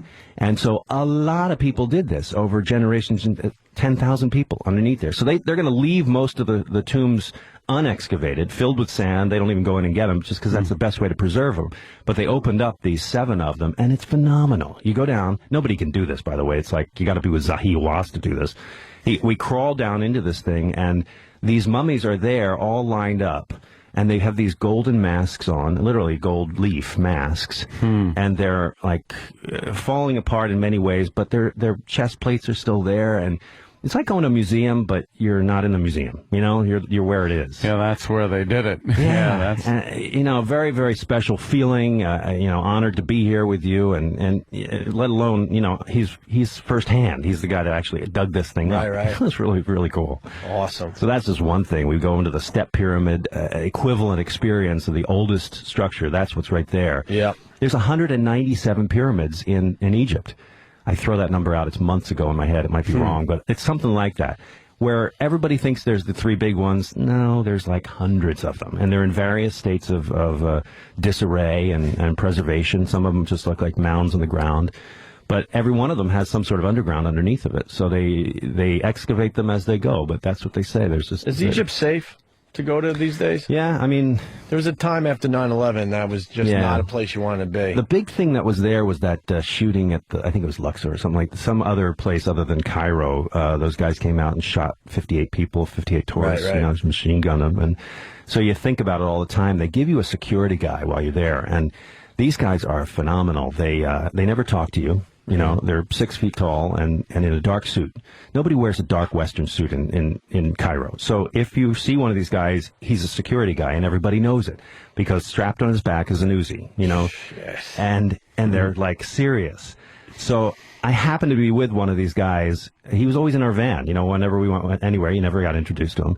And I'm walking, like, trying to get to the Nile. Our hotel was right next to the Nile, but you had to go across. It was like FDR, like some big highway between it. And lots of traffic. And I said to the guy in broken, whatever, can I get over there? And he says, and he walks literally without hesitation, walks out into the middle of FDR Drive, the equivalent of, and all traffic stops because they knew it's a dark suit. He's got a new... So we should just go there and wear dark suits. Exactly, yeah. Except we're white people. They would not... Let's just think we're dumb American. That's the problem. Yeah. But I have to say, we did Egypt, we did Turkey, we do these places that are... Places that people always ask me, are they safe and stuff? And, I guess if you went alone, you'd be feeling... I went to Istanbul fantastic, years ago. Amazing. Blew your mind. What'd you see there? Oh, we did the whole thing. We did Turkey all the way down the coast and stuff. Did you do Greece, too? No, we didn't do Greece. What's cool about Athens, you go in, like, a brand-new hotel, and they have an escalator that goes down. Yeah. Let's say to whatever's down there, I forgot, a restaurant or what have you. All of a sudden, there's plexiglass and ruins right on the other side of the plexiglass. Right. The thing that people forget, most people don't know, is that... Like they build around it and make it part of, modern Athens. It was a lot easier to bury things under the ground and build on top of them before there was the Industrial Revolution, before there were machines to take stuff away, trucks and stuff. And so they would generally, by practice, fill things in and then build on top of them. So it goes to figure that your cities would then, over time become built on top of each other. Yeah. And you'd end up, and it made sense because you'd have all those arches and stuff underneath, and that would give you stability. Right. And it saved a lot of trouble. So that's how things got buried so deeply. It's not that mysterious, really. In America, it's different because we've only been here for 100, 200 years. So therefore, that didn't happen. And we had an industry most of that time. Yeah. So it's different when you go to an Athens or an Istanbul. There's a tremendous amount under Istanbul, like cisterns from, like the Byzantines and stuff. And there are thousands of years of excavation right in the middle of town. In fact, they've been digging a new subway line forever, and last 5 years or so, and they keep having trouble because they keep running into yet another, first time only. We found the wreck that was part of when the Golden Horn went further up than we thought it did, and they'd have to stop all construction, start all over, and excavate it first and move the thing in a different direction. Wow. Amazing. I hate to say this because I wasn't sure if it's your show or not. I was watching something. Probably, drunk or half asleep or something, and I'm going through the channels. But it was this, some Asian country. Yeah. And it was this giant room underground that they used for flood control. Yeah, that was me. That was you. That was G-Cans in Japan. Yeah. That was... unbelievable. Amazing that could even be done. Right. Well, that's the different aspect of the show. We do engineering and things, too. But Tokyo had a huge flooding problem. About 5 or 7 rivers coming into Tokyo. So given any storm problem, all those rivers would flood. And they had huge floods in the past. And so they decided just to fix the problem, as Japanese people will do. And they built this system, which is called G-Cans.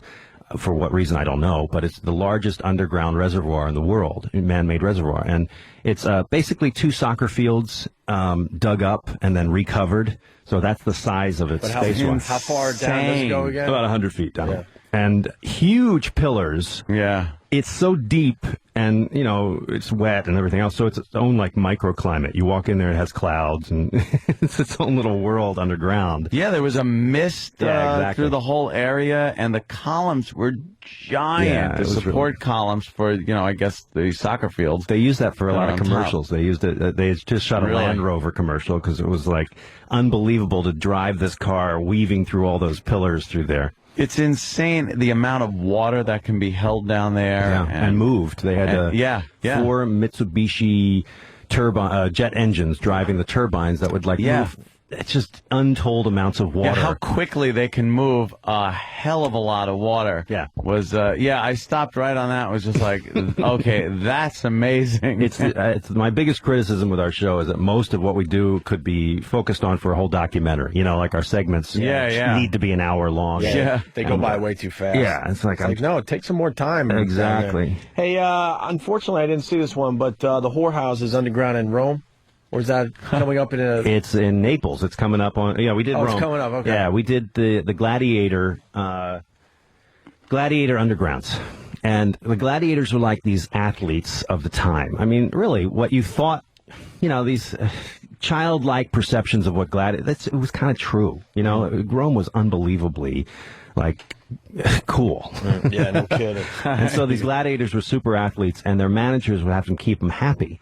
And so the ones that weren't rebellious and wanted to run off, they would frequently allow to go to the nearby whorehouses. And this particular amphitheater was like a minor league stadium for the Colosseum. I mean, it really was like that. There were amphitheaters all over the Roman Empire where you'd sort of work your way to the big time, which was Rome and the Colosseum. So in the meantime, you're down there near Naples in a place called Pozzuoli, and nearby was a town. And this town had this red light district, which is the basement now of what is going to be a museum. They hadn't made it yet, but some guy took me down into it. And you walk around in these rooms, and they all have like these very old, sort of ghost-like illustrations on the doorways. And you look closer and you realize they're sexual positions. And they're like gladiators in sexual positions. And that was a prostitute advertising that she does gladiators. And she will do them in a doggy style. And she'll do it was really incredibly sort of obvious. You get to take pictures menu. We did. It's on the show. This guy took me down there. This guy who was... I can't wait to see that. This Italian guy who was a little creepy, I have to say. And he had told me in private, he says, I just came back from Thailand. I was doing a sex tour. Oh, jeez. Really? Why else would you go to Thailand? Yeah, we're convinced people you go to Thailand. It's like, if you're going to Thailand a few times, something's going on with something's you. up. Were you kidding? Yeah, absolutely. Yeah, so anyway, he was actually a good expert for that purpose. Well, Don, it's Cities of the Underworld, the show I definitely watch. Cool. And it starts tonight at 9 p.m. on the History Channel. San Francisco this week. San Francisco. And then sounds cool, Egypt and I think Australia after that. Watch, please. Well, they are watching. It's a hit. You keep coming back for the new season. All right, man. Take it easy. Thank you, Don. Don Wildman, everyone. We're going to take a quick break and continue. Opie and Anthony.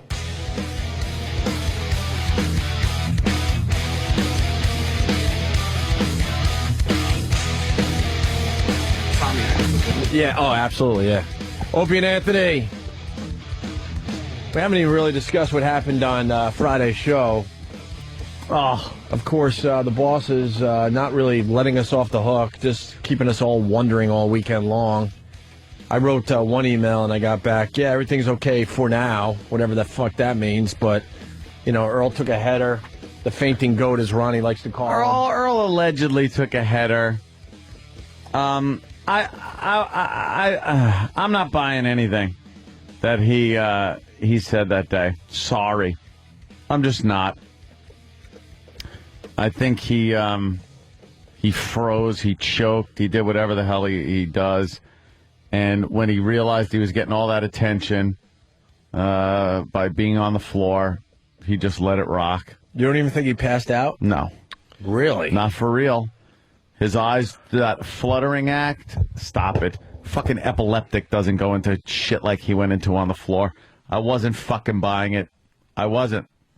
Sorry. Sam showed me his iPhone photos of Earl in the hospital, like laying on a gurney, like with his hand on his head, like really selling it real good.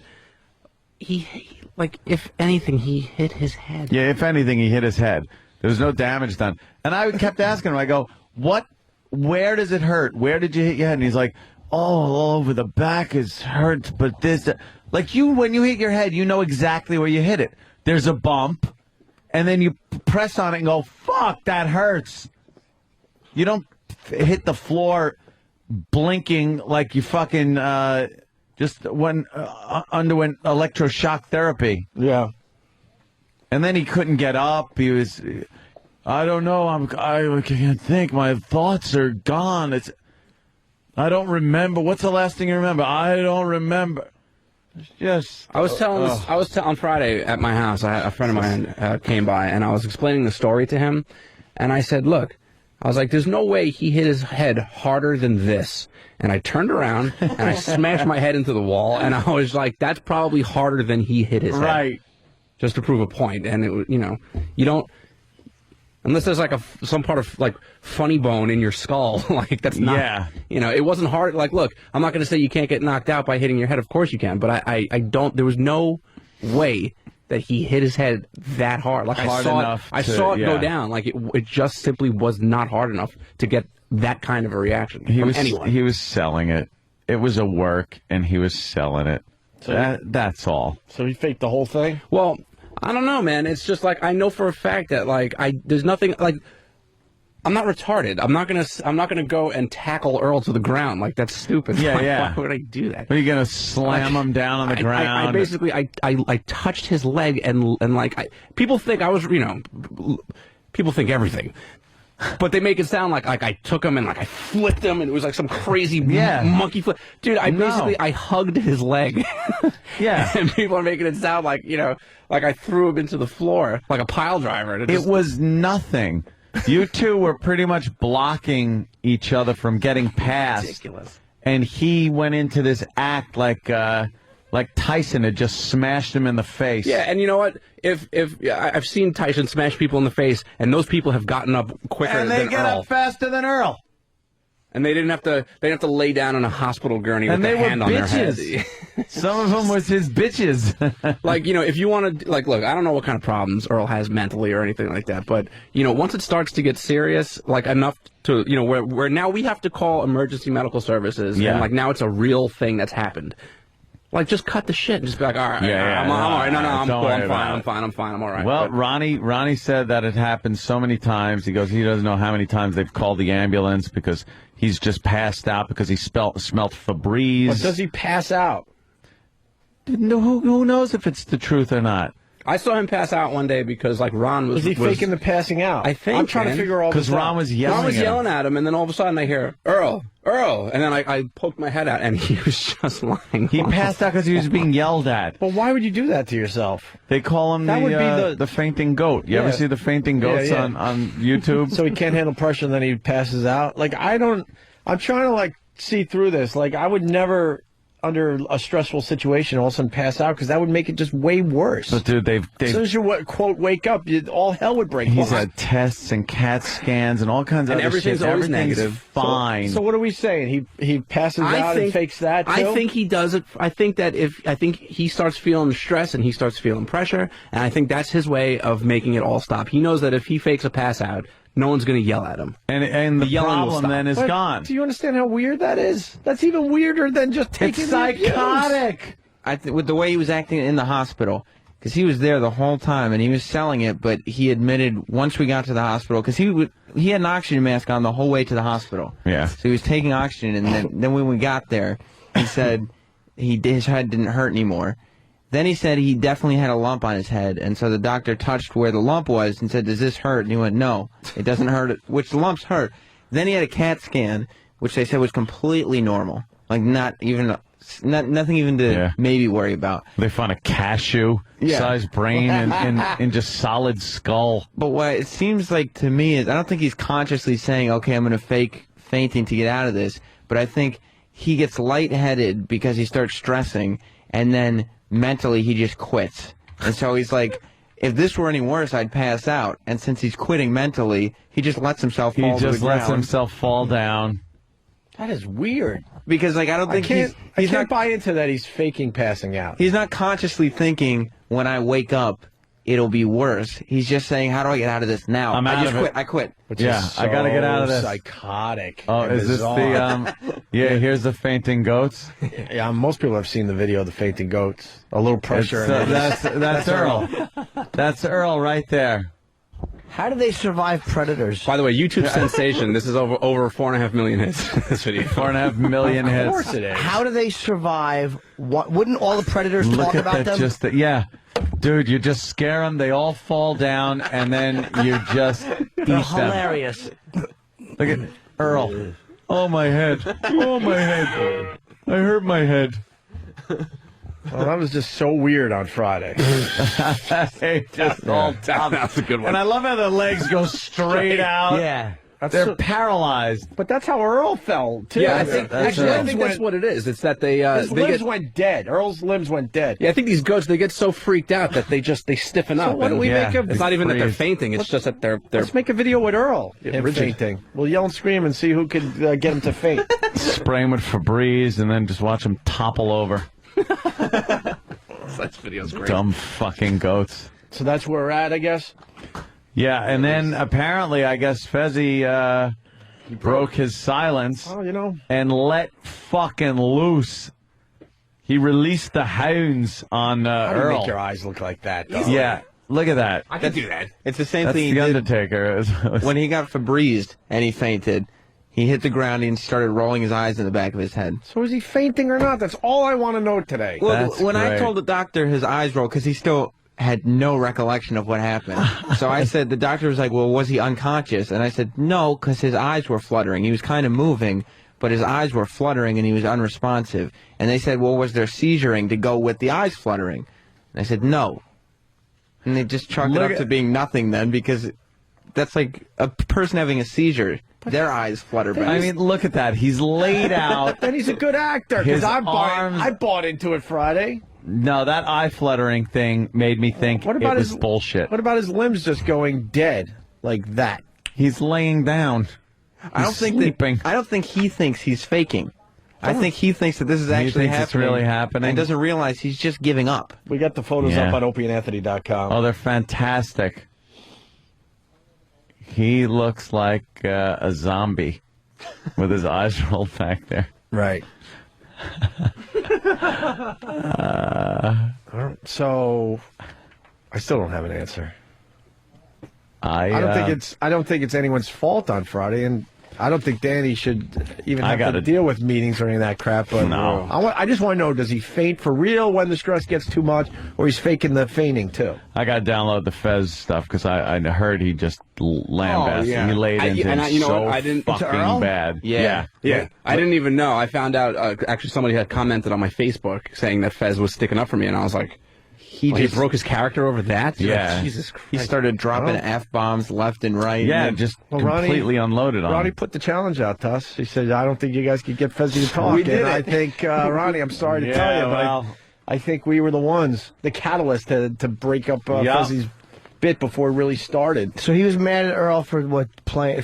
Well, because Earl was playing it to the point where he was going to go talk to the bosses. They want to sit down and talk to him, and Fezzi was paranoid. Like the bosses don't know Earl, and Earl's going to blow up everyone's fucking spot. Well, that was the whole thing. So Fezzi's like, "Fuck!" I heard the whole thing. Fezzi's like, "Fuck this! I can't let this fucking happen. It's going to take us all down because Earl is being Earl." That's the whole thing. Earl is so fucking dumb. He doesn't realize we're under new management here. This isn't fucking, Elo isn't going to come in and go, "Oh, what happened with Earl? The fucking idiots did this or that." It's some guy who has no fucking clue that Earl does this. Yeah. I thinks that there was a big fight between the two shows. Doesn't have any idea of what the history of the two shows are. Thinks that, Danny and Earl are duking it out in here, and he fucking, body slammed them. Like, Danny fucking gave him a tombstone on the floor. And Earl is so dumb, he doesn't fucking realize, these are new bosses. They don't understand this shit yet. Right. And we're the bastard stepchildren anyway. Well, they better get fucking Earl a helmet for today's show. I wouldn't even allow him in this building without some kind of hockey helmet on. I would say, Earl, Roman war helmet. You want to continue working here, you have to wear the helmet all the time. Like it should be where Poe is, and Earl checks into work. Here's your helmet. I think we have a hard hat on the office. Oh, Maybe yeah, I'll dig absolutely. it up. Why didn't he faint when he got fucking jerked off? Yeah, it's a little nerve-wracking, a little excitement. He didn't faint then. Yeah. Any conflict, controversy, anything he's embroiled in, he fucking just faints out of it. You make a great soldier. I was confused by the whole thing on Friday. I'm not going to lie to you. I'm like, that's either he either passed out or he's a damn good actor. What the fuck is he doing in radio? I say he's got to wear the act that Kevlar. well? I say he's got to wear the Kevlar. Yeah, absolutely. Yeah. Yeah, that's heavier. Yeah, Earl's got to wear that at all times now. Jim Norton.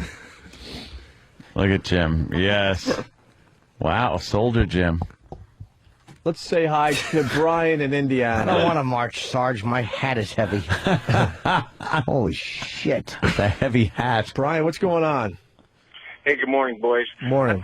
I think Earl, if you put all the Rocky movies together, I think Earl holds the record over how many times Rocky Balboa hit the canvas. You know something? That line wasn't funny when you did it on Ron and Fez.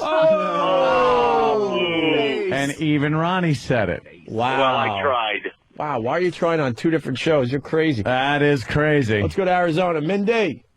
Hey, listen, if you listen to the replay, right after Earl fell, kind of off mic, he says he's fine like 3 times, and then a minute later he can't even talk. Yeah, then he couldn't even talk. Well, He's like, I'm fine, and then he's like fluttering, and he does this all the time. This is bullshit. It was a must listen on Friday, that's for sure. Wow. I listened to the replay like 3 times on Friday. I couldn't get enough of this damn channel. Earl. And usually I just escape this whole radio thing after the show's over. Dude, I did not fucking believe him for a second. Not for one fucking second did I believe that he was in any kind of medical fucking problem. I think that's why I was so like pissed about the whole thing. Yeah. I'm looking around and I'm like, are you guys buying this? Like, it's like because no. I've seen it happen a bunch of times. That's why I was interrogating him, trying to get him to fucking say, where does it hurt on your head? What happened? Where exactly did you fall? What do you remember? And all of his answers were bullshit. Right. Fucking a vegetable in a coma could give me more. Okay. Yeah. Is corporate done with us as far as this goes? Are we moving on? I would like the all clear fucking sign. Yeah, it's fucking fine. Doug, Arkansas, how are you? I'm pretty good. Hey, I think if you add all the times Rocky hit the canvas, Earl holds the record.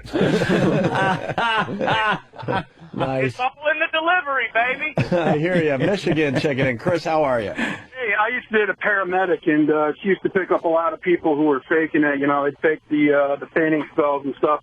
And she said the trick to figuring out if somebody had actually fainted or they were faking it, to grab their arm, pick it up, and kind of drop it on their face.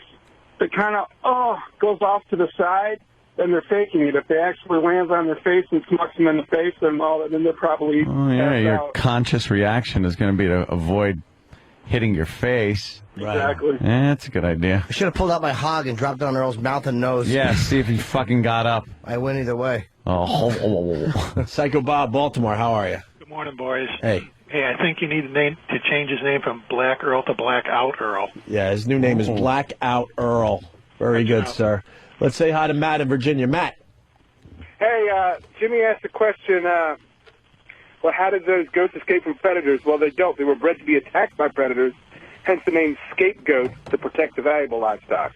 Wait, those are created by people? Yes, so that they get eaten and not like the valuable horses and cattle. But how did they breed how did they just say, let's make them fall asleep? Well, they just have one goat that does it, and it looks like something good, and then you just keep breeding that goat to get that trait. I don't know exactly how they did it, but they found that trait and started breeding them. How did they make the sleeping goats? The goats just fall asleep. I don't know. Let's go to Boston. Scott. Hello. Hey, Scott, how are you? What's up, boys? How you doing? Good. I I was so annoyed on Friday because I didn't have a phone that I could call in. Earl, I didn't believe him for 1 second. This is his version of the race card, where maybe he did pass out at one point, but now anytime it benefits him or saves his ass or keeps him from getting in any kind of trouble, I think this is his kind of way of playing that card where now he's safe, where you can't really touch him. Well, I'm sure Ron and Fez are going to have a hell of a show today as they dissect this whole thing further. Yeah, I just started getting into Ron and Fez, a couple of months ago, and I remember Earl from the old days back at the other show. Right. But he's just so incompetent. It's unbelievable. And I was screaming at my radio on Friday because I didn't have a phone. He was so full of shit. Right.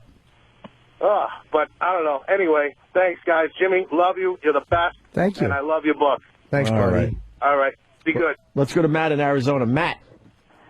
Hey, Hope, it's about time now that you give the official apology to Ron Bennington for even giving this guy a second chance with him. I apologized to Ronnie a few times, but when I was offering up Earl, I said,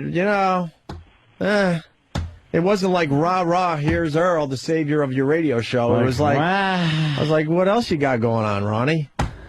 That's sort of how it was presented. I don't want it to be confused. It wasn't like, oh, my God, Earl has changed. Because we all knew Earl from NEW, you know, and nothing really changed there. I knew Earl was going to be out of work soon, and I'm like, well, I think I presented it as you could at least start with Earl. Yeah. I didn't know, 3-4 years later, he'd still be... Hold on to the guy. With the Earl thing. But, I do apologize to Ronnie once again. Let's say hi to Bill in Charleston. Bill? Hey, I just wanted to say that Danny had the line of the day Friday when Earl said he was going to go ape shit and Danny offered him the bathroom key. Yeah, that was absolutely the line of the day. Yeah. That made me laugh all weekend. There was some foreshadowing, too, because what did I say? There's going to be a kill screen? A Donkey Kong kill screen? Oh, Donkey Kong kill screen coming up. And then who said, well, you got your Donkey Kong kill screen? Who was it? Dave's wife, right? Yeah, to be fair, it was Kate. I was thinking that very line, and I was just like, you know what? I'm just going to keep my mouth shut in case this is serious. Yeah. And then me joking about it probably digs my hole even bigger, so I'm just going to shut my dumb mouth. All right, let's say hi to Jay in Atlanta. Jay. Hey. Hey. Why? No, wait a minute. Earl passed out when he smelled Febreze, but he doesn't pass out when he smells liquid ass. Well, yeah. Some people were speculating that, too, that the liquid ass smell made him pass he's a faker, out. man. That crap is awful. We're going to take a couple of days off from the liquid ass. Oh, a couple of days, please. I don't want to smell that again. That stuff is just horrid. I did not take a day off from the liquid ass, by the way. What'd you do? I had liquid duties. Oh. I thought you... All right. Bret in California. You made your own. Play the home hey, I blame Opie. You shouldn't have let him near satellite radio. He knew what he was about way back in the old days. Yeah, but it was Ronnie's decision in the end. No, but you're the boss, man. You're the big guy. I'm the boss, all right. That's what I hear. It was Ronnie. Ronnie had no one else is what it comes down to. Oh, dude, hit Craigslist. Anybody, shit. Craigslist. You want to produce for the Ron and Fez show. And you got good I'm cans. there, man. I could be there in 6 hours, and I could fuck the show up just as bad as he does. I'm sure of it. Well, I guess we just wait for Ronnie to make a decision. That's what we wait for now. Hey, boys, have a good day. All right, man. Thank you. Let's see. There's no victims. There's just there's no volunteers. There's just victims. How does that go? No victims, only volunteers. Only volunteers. There you go. Let's say hi. They say that about people that are always in abusive relationships. Yeah, right. You that know? they get themselves into that on... No victims, volunteers. Yeah, not even on purpose, but just some psychological fucking problem. It's like these chicks that just have the same douche boyfriend all the time. Yeah. Different face, different name, but same like either abusive or fucking selfish or whatever. It's like, hey, maybe it's you. Maybe you're searching these guys out. I think in most cases you don't want a better relationship. That's all you know and that's all you want. So you just do the same thing over and over and over again. Yeah, it's like there's something about, instead of leaving, they prefer the victim status. And yet they're showing up. It's like, just stop showing up, just leave. I have someone in my family I'm convinced they never want to be better or happy. Because that's too scary. I got no mercy to people like that. It's like, you know what? I got sober at a young age, so I've had to do a lot of shit for my. You know what? People that just want to stay sick, fuck them. Yeah. I got no fucking mercy for them. Who's that guy? Man in the mirror, Opie?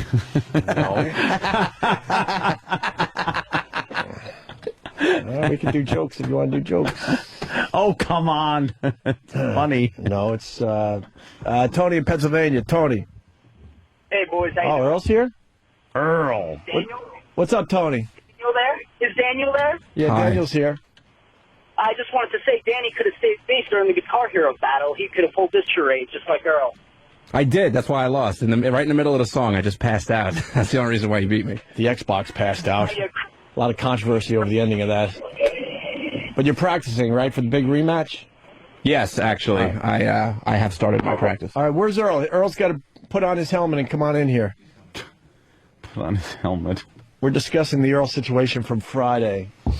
I have a feeling this is going to annoy me. What, the Earl thing? Yeah. Yeah. Here comes Earl. He's putting his helmet on. Helmet on. There's Earl. Keep the helmet on. We don't want to injure yeah, Earl, that very vulnerable skull. We could lose our careers over your fainting or your passing out shit. So what's going on, Earl? Said, I'm okay. And I told corporate not to let no one go down on this at all. Not to let no one go down. That sounds like double negative. He's talking. Obama's coming in, so he can talk like this now. What are you talking? No, I mean, I just said it was an accident. That they don't come down on you guys. It was an accident. That's all I can say. So what happened? Well, I mean, as far as what they asked me, what happened on Friday to you, Earl Douglas? See, that's the thing that's kind of. I mean, they checked me out. What happened in studio? Did you pass out? Did you fake passing out? Were you knocked out? What are you saying? I swear to God, I don't remember what happened. You have to remember what happened. I really don't. I swear to God, I don't remember. Do you have an achy head today? No. But if you got knocked out and you don't remember, wouldn't you have some kind of sensitive bump on your head? Yeah. I don't remember. I really do not remember. Is there any spot in your head that is sensitive? Sore? I mean, I had a little dent on the side of my head. How can you tell? We've all seen your dents all these years. Do you realize? I swear to God. But do you realize something? You went to the hospital. They checked you out. You're talking amnesia. You're talking a head injury-induced amnesia, which would have shown up at the hospital. It didn't show up. So how do you not know what happened? I'm telling you guys, I swear to God. What do you remember? I remember talking to you. What were you saying to me? We were talking about Fez. You know, that I'm here to basically protect Fez from anything that was happening. Yes. That and you were ready to beat me up over a dumb bit. You're like, I'll do whatever it takes to protect Fez. But outside, and a little squirt from liquid on the floor. You didn't protect Fez at all. I fucked his mouth and ass. And you know what? Loved it. I mean, I wish I could give you more guys, but I don't. You were remember. where E-Rock is, and you were showing your chest to me like, I'll do anything. And do you know, as you were like, quote, trying to protect Fez, fucking Sam was behind your back squirting the shit out of him with the liquid ass stuff, and he couldn't say anything because he was doing the I can't talk bit? That I didn't. I was looking at you. I was talking with you. And then Danny came around, and then you guys weren't even grappling. And next thing you know, you were out cold on the ground. It was like you don't remember any of this. Come on! I swear to God, I don't. Picture the worst wrestling match you've ever seen in your life. Right. And it wasn't even close to being that good. It's the primetime Sam Roberts match. So, that's when you said worst wrestling match I'd ever seen. It was that one. I mean, whatever it was an accident, and I'm sorry. But Earl, you're going to get everyone fired. I don't. And I told those. I said psychologically, there's something going on with you. Do you pass out or not?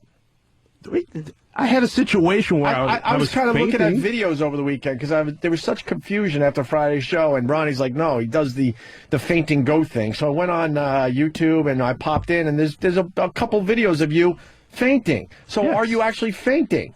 And why? I had an issue of fainting. I had a CAT scan done on it. It was. And what did they say? They said it was like some type of sinus condition. I took antibiotics, and after that, I was fine. You had a sinus condition that was making you pass out. I don't know. That's what they told me. They gave me antibiotics. I took it for 10 days. And after that, I was fine. It seems like when you stress, when you get stressed, you faint. Yes, that seems to be the thing. And is that real or not? Or are you just trying to get out of stressful situations? I can only tell you the situation. That's what the doctors told me. How many times have you passed out? I can honestly say I've never passed out in my life. I don't know. I mean, I've gotten lightheaded a couple times. Like, whoa, I might pass a couple out. of times. Oh, definitely a few times on the Ron and Fez show. Why do you keep going to sleep, bro? Why do you keep making seepins? Seepies. But again, I want to say I am sorry. I told corporate, don't come down on these guys. It was an accident. And then what did you tell corporate? I told corporate that it was an accident. It was just. What part of it was an accident? Again, it was like me, I guess, falling down. It was an accident. It was an accident. Do you think that I physically did anything to you, Earl, that would have caused you to hit your head? Do you think that do you feel that I implied force in any way? Danny, I don't want anything to happen to you. I get it, but I'm asking a question. That doesn't matter.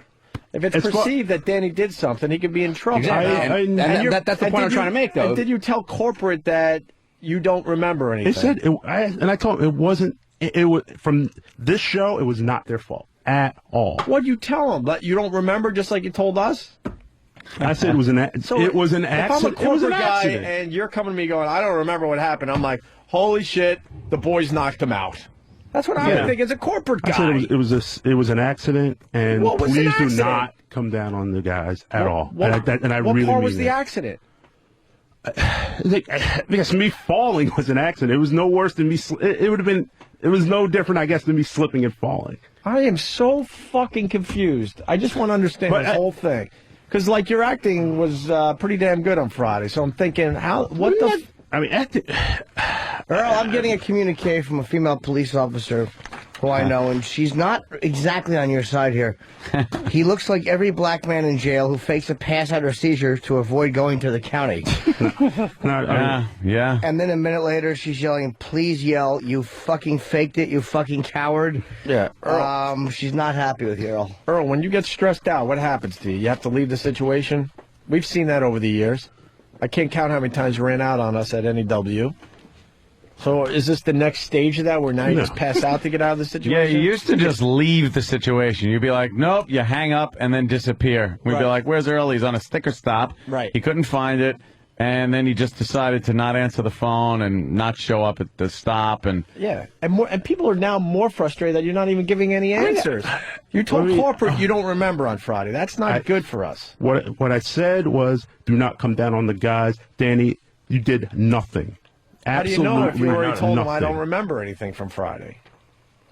Were you faking, Earl? No. From beginning to end. As far I remember one thing, and then the next thing I'm on my back. Did you remember me kind of cupping your cock and balls while you laid there? No. Well, that did happen. With that military... But Danny, you didn't do anything, Right. and again, I'm sorry. I am terribly sorry for everything. So maybe you should resign to save everybody else's asses. Whatever the ramifications are, if anything comes down, have it come down on me and nobody else. Well, I don't think you should get in trouble for falling down, even though you have a military helmet on, which would make you Sergeant Bilker. Yeah. Get it? Where's this bump on your head? There's one right here. I thought you said it was a dent. Yeah. What's that lump of shit on your shoulders? Wow. Again, Danny, you didn't do spent a half hour on this. I still don't understand anything. I'm being serious. I mean, I don't want anything to happen. I don't need you to tell me that I didn't do anything. I was there. I know I didn't do anything. Earl, take the fall. What's the note say, Earl? Take the. What's the note say? What does the note say? That you faked it. That's all it says. Who asked me to read that? That's not what it said. What's it say? What does it say, Rourke? Apparently, there are people in the back who wish Earl would just admit that he faked this so this whole thing could end. He says it's an accident, but he's not admitting that he faked it. So you think what happened was Earl might have got a slight bump, like nothing, and then completely played it up. Yeah. Yes. Did you get so? The only other thing I could think of is you got so stressed out, you passed out, and hence falling to the floor. I'm not even giving him credit for that. I think, Earl, this is my own opinion, whatever.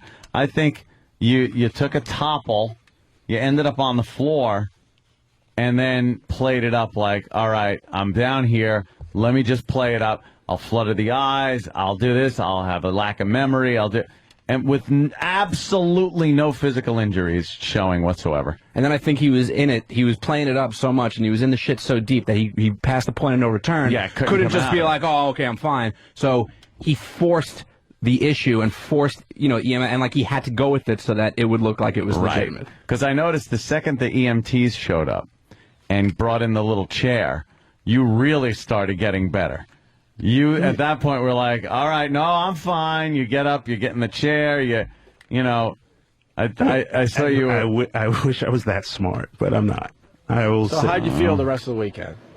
Okay, I guess. I'm embarrassed. I'm mortified. You got by the a whole clear situation. bill of health from the hospital. No concussion, nothing. And your head doesn't hurt at all. Let's just clear that up. It doesn't hurt, right? I feel fine. I feel fine. Well, because before you said that you didn't feel anything. You said you didn't feel anything at the hospital when you were sick. Earl, I would call in sick today, man. You're going to get a beating. All I know is that I've been punched in the face hard, again, and I haven't passed out, and it hurt for weeks. Again, I feel horrible about the situation. I don't want anybody to get in trouble. Silence. Yeah, you wrecked Fez's bit. Your whole job was to protect the bit, and in the end, you caused the end of the bit. They threatened me with a possible firing because I had the ambulance call. I've been threatened with being let go. Jim, and again, I'm terribly sorry. I was worried about you. Yeah, because Jim was concerned. And I appreciate it. And they're making me pay for it because it's not covered. Why don't you go around the room and say sorry to everybody? I really am sorry. Here's Jim, something else I want to know. Sorry, Anthony. Sorry, Opie. Sorry, Danny. I'm really, really sorry. Here's something else I want to know, and I want an honest answer.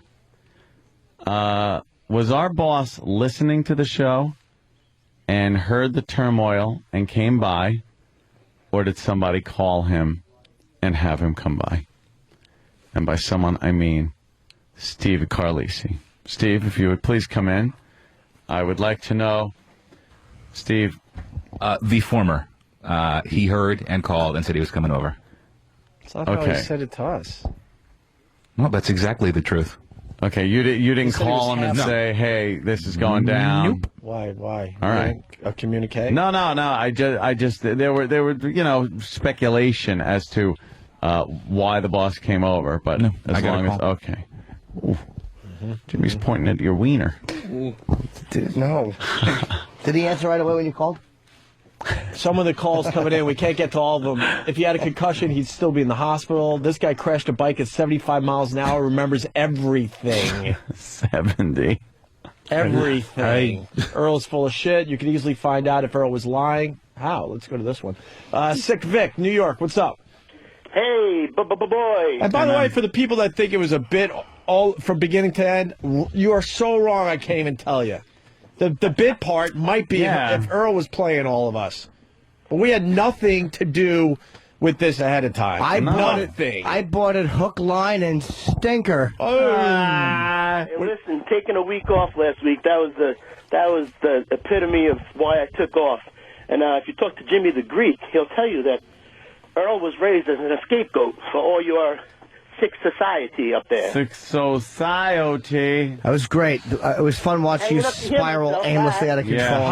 How can we find horrible delivery? Horrendous. How can we find out if Earl was lying? Let's say hi to Rich in Maryland. Rich. Hey, boys. How you doing? Good, Rich. Jimmy, you're awesome. Thanks, Rich. Listen, guys, I wanted to say that it's very easy to figure out whether this guy is full of shit or not.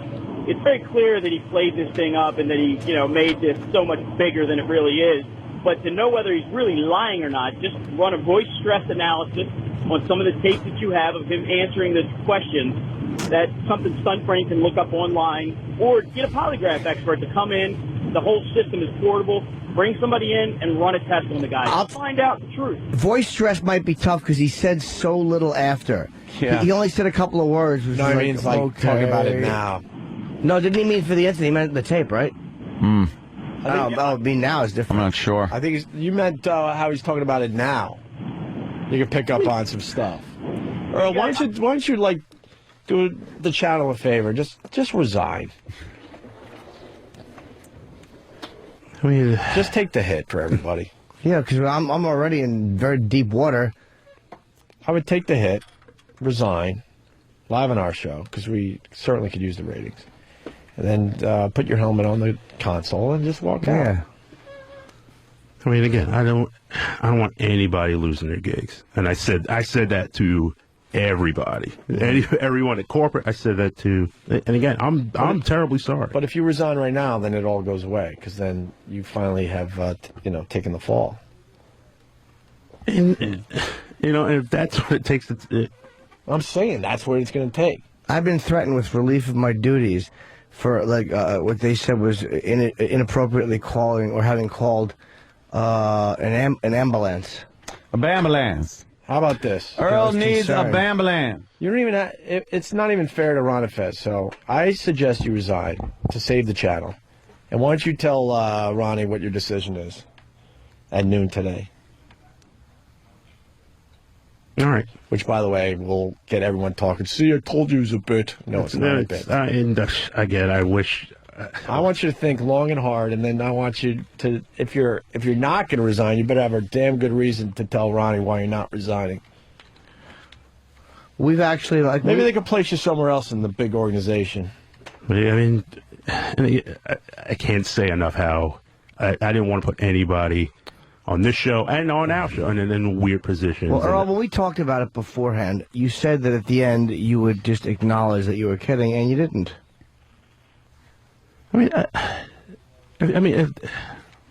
yeah. Were you playing it up at all? A little bit.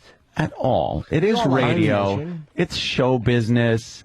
Were you playing it up at all that you were doing a little worse than you really were? It's okay if you are. Who cares? It's part of the bit. We all do it. What is this? Is this more Earl fainting for no reason? Oh, there it is. There's the eye thing. We all like showbiz. That's real. You got a real issue. And I had it checked out, and there's nothing. And they sent you home in an hour and a half out of a New York hospital. There couldn't. Yeah, I've you never couldn't seen have someone less get wrong released with you. Faster. Yeah. Now that I think about it. I spent 6 days once for a hangnail. Yeah. That's right, Earl. Good joke. It was the great hangnail incident. Oh, boy. I'm watching you. I should have a funny bone implanted. Thanks. That's funny. Like, what goes on with you, man? Physical problems, I guess. I don't know. But you don't. No mental problems. You don't have physical problems. They've been checked out. You have mental problems, that's for sure. That brain of yours has been scanned. Must have had to set that fucking thing for deep penetration. Same thing they're looking to find the Big Bang with. They like the Hubble of fucking brain scan things. See through all the fucking fog and dreck. Yeah. Dreck. John in Jersey. Johnny. Hey, what's going on, boys? Love you, love the show. Thanks a lot. All right. Hey, I was thinking maybe Earl could write a book called If I Was Faking It. Yeah, your own Explain OJ the book. entire thing top to bottom. Yeah, nice. We could get a book out of it, Earl. It's like the old expression, Earl. How I Fucked Up 202 by Earl Douglas. Carrie, a doctor. What's up, Carrie? Hi, guys. Hi. I was calling because it sounds like, if this is really true, it's something called vasovagal. You have this nerve that runs the entire course of your body, and under extreme situations, some people get really stressed, some people who have anxiety, this nerve can be stimulated, causing your blood pressure to drop, and when that happens, people can pass out. So what can they do for him? Well, there's really not much you can do for it. Shoot him. Talk about trying to limit your stress. limit anxiety, some anti-anxiety medications. How about if he wears a 30-pound lead face mask? Well, that doesn't hurt, I guess. like heavier than the one they put on your chest for X-rays and cut eye holes in it, make him talk through it.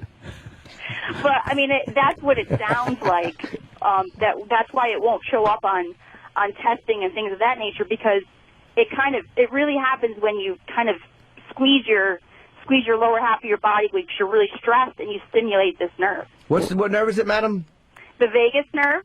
Vagus? Hey, the vagus nerve. Is it in the cock muscle? It's called a vasovagal reaction is what it is. So if we squeeze him really tight, will he pass out? No, it's usually involves the squeezing of your abdominal. Is that why people pass out when they're trying to really force a shit sometimes? That's exactly what happens. I've woke up many times, like laying on my side on the bathroom rug with a fucking an anaconda hanging out of my ass crack, and it's got like little fucking rug fuzzies on it. I don't know what happens. I sometimes bang my head on the door jamb, and there's a giant doo-doo festering behind me like a tail. Sometimes I feel like a monkey. I run around making chimp sounds. Not even cut off. It's still like perfectly in your ass. You know what happened? It was going to get cut off, but as I was pushing this giant stool out, it like snaked along the rug and hit the toilet and just stopped, and then backed up into my hiney hole. And I bang my head. You talk. I'm kidding. She doesn't even want to deal. No, she doesn't want I bang my head on the door funny. jamb, madam. Well, now my duty has fuzzies on it. Mike has noticed something we noticed probably for over 10 years now. Go ahead, Mike. Yeah, the one thing, and I'm not there to see his face like you guys, thank God, but it's listening to him answer your questions, just the evasive verbal tics. You ask him a direct question, and it's just, I just don't want to get anybody in trouble. I don't know. He Earl can't answer a goddamn straight question. Earl has always been like that. It's such a frustrating thing. Resign, And Earl. Earl, we're all saying, if someone says I was faking, I would raise bloody hell. Exactly. I'm just sitting there. I'm just trying to get. I'm not trying to get. You're trying to save face. I'm just trying to. I'm just trying to. Finish your sentence, Earl. You're just trying to what? I'm owning up to it. I'm just like, I am 100% responsible. It was not Danny's fault. 100% responsible. For what? Get the boys in trouble. Yeah. For what? For faking the whole thing? I instigated the whole situation, and I'm sorry. Did you play it up a little when you're on the ground? That's what you're talking about? Admit it. So, I mean, if everyone thinks I was playing it up, then yes, I was playing it up. No, what's the truth? If everybody thinks... see, you're like a martyr. I'm not being a martyr. I'm owning up to the situation. You're not. I'm saying sorry. It. You're not saying you're not. You're trying to spare yourself the embarrassment of, which I can understand. I get embarrassed. I mean, I'm embarrassed by the whole situation. But there's people's jobs on the line here.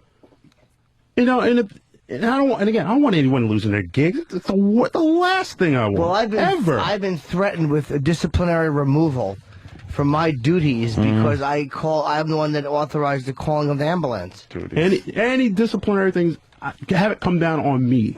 No one else. Anyone else. Have it come down on me. I one time fell off the toilet and struck my head on the sink basin. Cut him off at the pass and just resign, and then it goes away, Earl.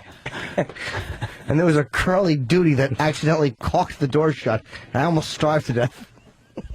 My duty caulked the door shut, Earl. You gotta watch that vagus nerve. Yes, you do. When you're making duty. They call me Caulk Duty Norton, and it's embarrassing. Let me say hi to Don in West Virginia. Don. The vagus nerve and my ass.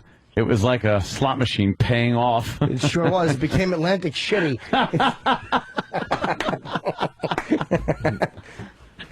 Don in West Virginia. Yeah, by having that woman doctor in there a minute ago, you gave Earl a way out. Now he's got this vagal nerve thing that's wrong with him. You can't be proven, so now he can faint and do whatever he wants. Earl, you have your way out. You got a vagal problem. Yeah, you got a vagal problem. Let's say hi to John in Westchester. John. Hey, guys. Hey, if you notice, when Earl is answering these questions, he sounds exactly like the guy from Fargo when that guy gets interrogated by the cop. He's like, well, I'm cooperating here, you know? You're right. This is him passing out again? This is another video. It's a completely different one. What video? Thank you, sir. This is when they were trying to cure Fezzi's fear of heights. Right. And they pretended like they were going to, lift Earl out the window, and he decided that he And he couldn't go passed along with out? the joke, and he passed out. Wait, go back. Earl, what's going on, man? Earl, like they were actually going to throw you out a window. That would be murder, you dummy. Your name should be Girl Douglas. You're acting like a little bitch. Black girl. So what happens here, Danny? They have the window open. Yeah, they got the window open, and Fezzi's kind of holding Earl. Fez is like on his back, and then they decide that they're gonna let Fez go, and then try to lift Earl out, and he decides that he's now fainted. Like the stress was too much for him, and he's now passed out on the floor with his head on the floor.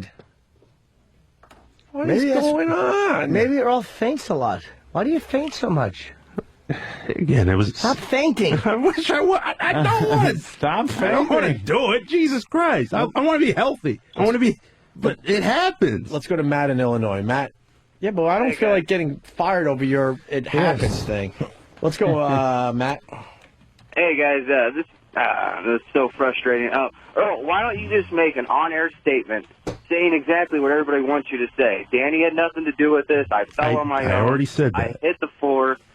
Come on, seriously. You stop saying it was an accident. Yeah, everybody knows it wasn't an accident. I would imagine if you do have this fainting thing, the best I could come up with, which isn't that great, is the stress was too much, and then all of a sudden you passed out, falling on your head because now you're not standing on your own.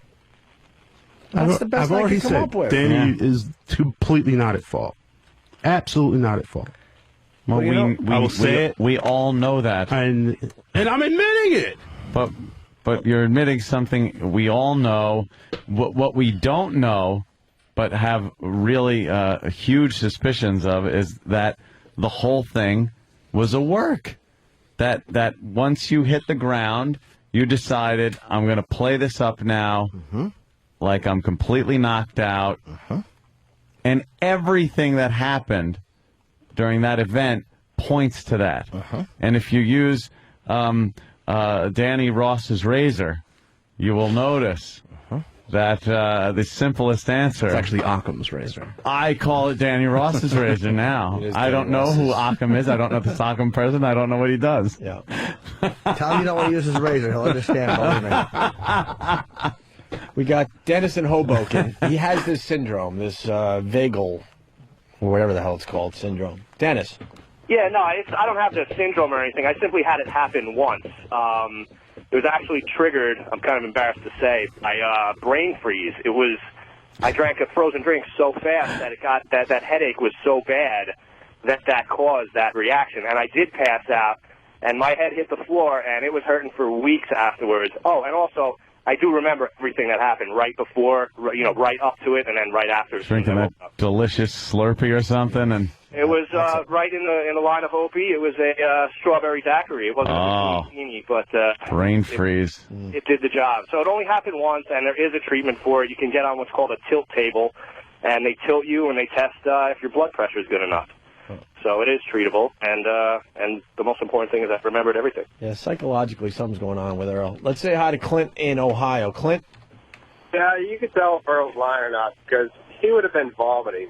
One time I got hit when I was playing football on both sides of my head, and I remembered everything, but about a half hour later I started vomiting. Yeah. Yeah. You He scare didn't me. vomit nothing. Earl, He's you a scare me, liar. man. You scare me. I don't know what's going on with you. I used to vomit a lot of times. I would have this thing where I would push really hard while making a duty, and I would fall off the toilet. And then one time I woke up, and I was on all fours. Yeah. And I had a big curly one hanging out, and I looked like one of the Wizard of Oz flying monkeys. I even had the little hat on. I don't know who did that. Who put the hat on your head? I don't know. Somebody came in and placed the hat on my head. A practical jokester. Yeah, because I looked like a flying monkey. I had a big duty tail sticking out the back, and had cleaning products on the end of it because I knocked them over under the shelf. I knocked over my Ajax. I had duty with Ajax on the tip. Was half of your tail flat from sitting on the floor, or with the impression of tile in it? No, what it was I fell off the toilet. Apparently, what people who heard, there was a large group of cheerleaders in the next room, and they heard me. Apparently, I went, no! And then they heard a thud, and I was on all fours with my head against the wall. Oh, okay. And the giant duty tail. They said when they opened the door, it continued coming out like Play-Doh. Like my body, it was like when you die.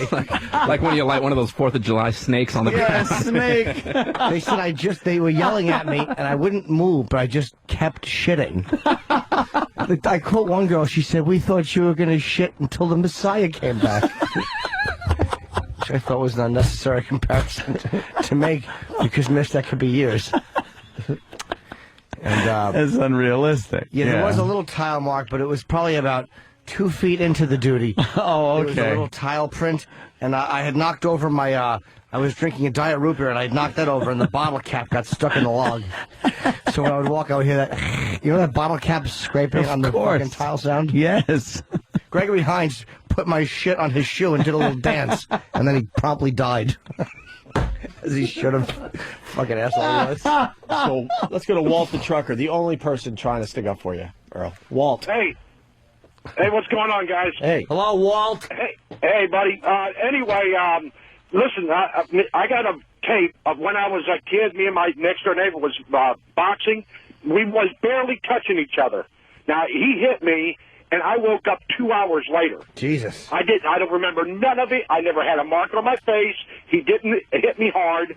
And I watched the video, all right, 2 hours later before I come to my senses. All right, so, Earl, you stick to your guns. If you were white, they wouldn't say nothing to you. You can say that again. I mean, I think something happened, Earl, that has really nothing to do with this radio show or the Ron and Fez show, and I'm more concerned about that. Like, there's some weird thing going on with you. This whole passing out thing under stress. Let's say hi to Nathan in Georgia. Hey, what's up, guys? Hey, Nathan. I'm an EMT in Georgia. When there's a head injury or a neck injury, there's some pretty specific procedures, questions, if you will, that the EMTs would have asked him in the ambulance.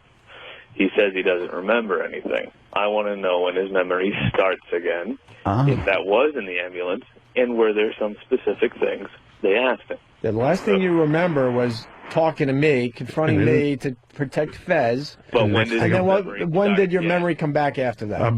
Like counting lights, pretty much. I'm looking up, and I remember saying, "What happened?" I remember asking, like, "What happened?" Earl, was that? I think I asked to be studio, helped up. or was that in the ambulance?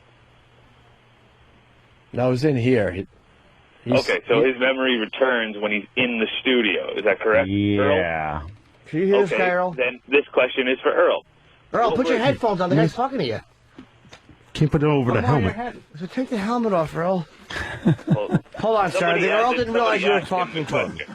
My question is, give Earl, what were the first 3 or 4 things that the EMTs did in the ambulance? Because clearly your memory returned when you were in the studio. So go ahead and tell me. Well, I remember getting wheeled out. They asked me questions. They just asked me basic questions. The ambulance. They were just getting all my information, like my name, my address, stuff like that. Mm-hmm. Okay, were you able to give that to them? Yes. Did they ask you some very specific questions that you would remember if your memory's back, Earl? If they really believed you had this type of injury, they're very, very specific questions.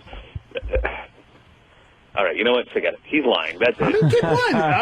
I'm answering the question. You asked me what they asked me. They asked me my basic information. They asked me. Earl, no one knows. Oh my God, whatever.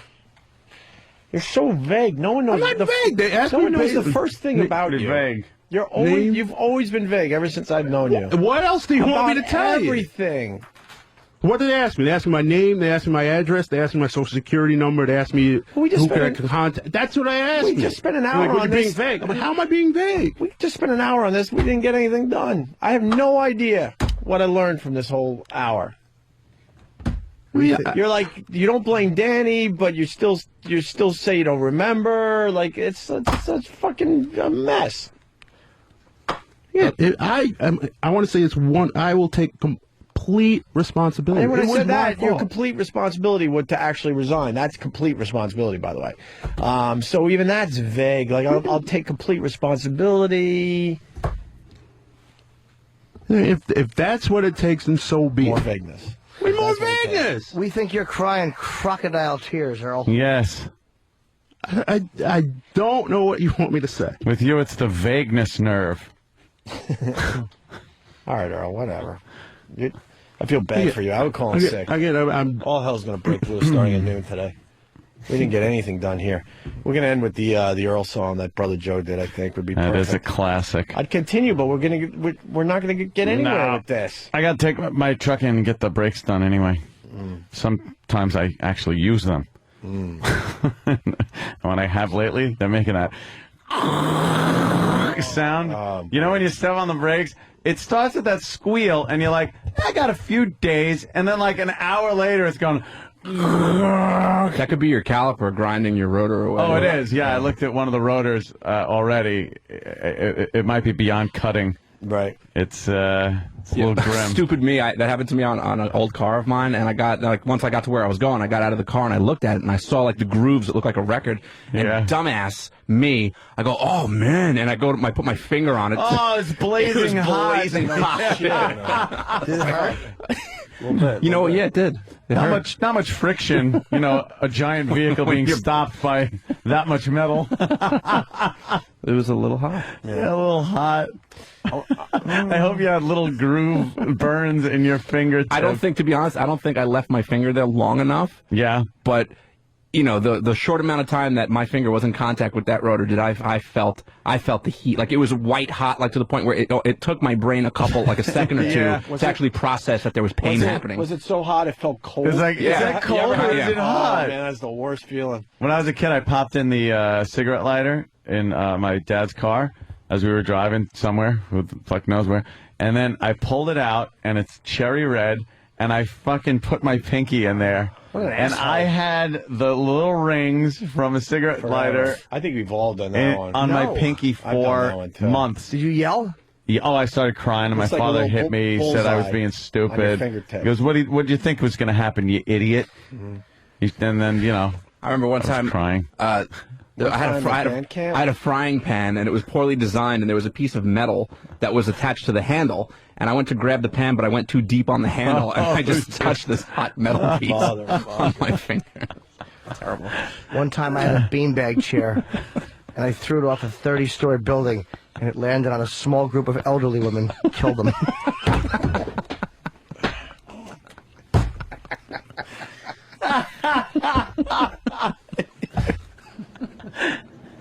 Really? Yeah. It was a Cleveland Browns beanbag chair. I had filled it with bowling balls because I thought it would be more comfortable in my store hiney. Because the beans in the beanbag chair always got caught in my tuchus. So I threw a bag of bowling balls off the roof. Some elderly? Yes, there was a group of small, elderly, frail women playing pinochle right into the building. Killed 9 of them. 2 survived, but their legs were ruined. Paralyzed 2 of them. Earl's lack of anything in the last hour was brought to you by DirecTV. Call 888-961-DirecTV. That's 888-961-DirecTV. DirecTV, yes. Earl, I don't know what to tell you. You frustrate the hell out of me. Always have. Earl. Always have. I don't know anything about you. After all these years, you can't even.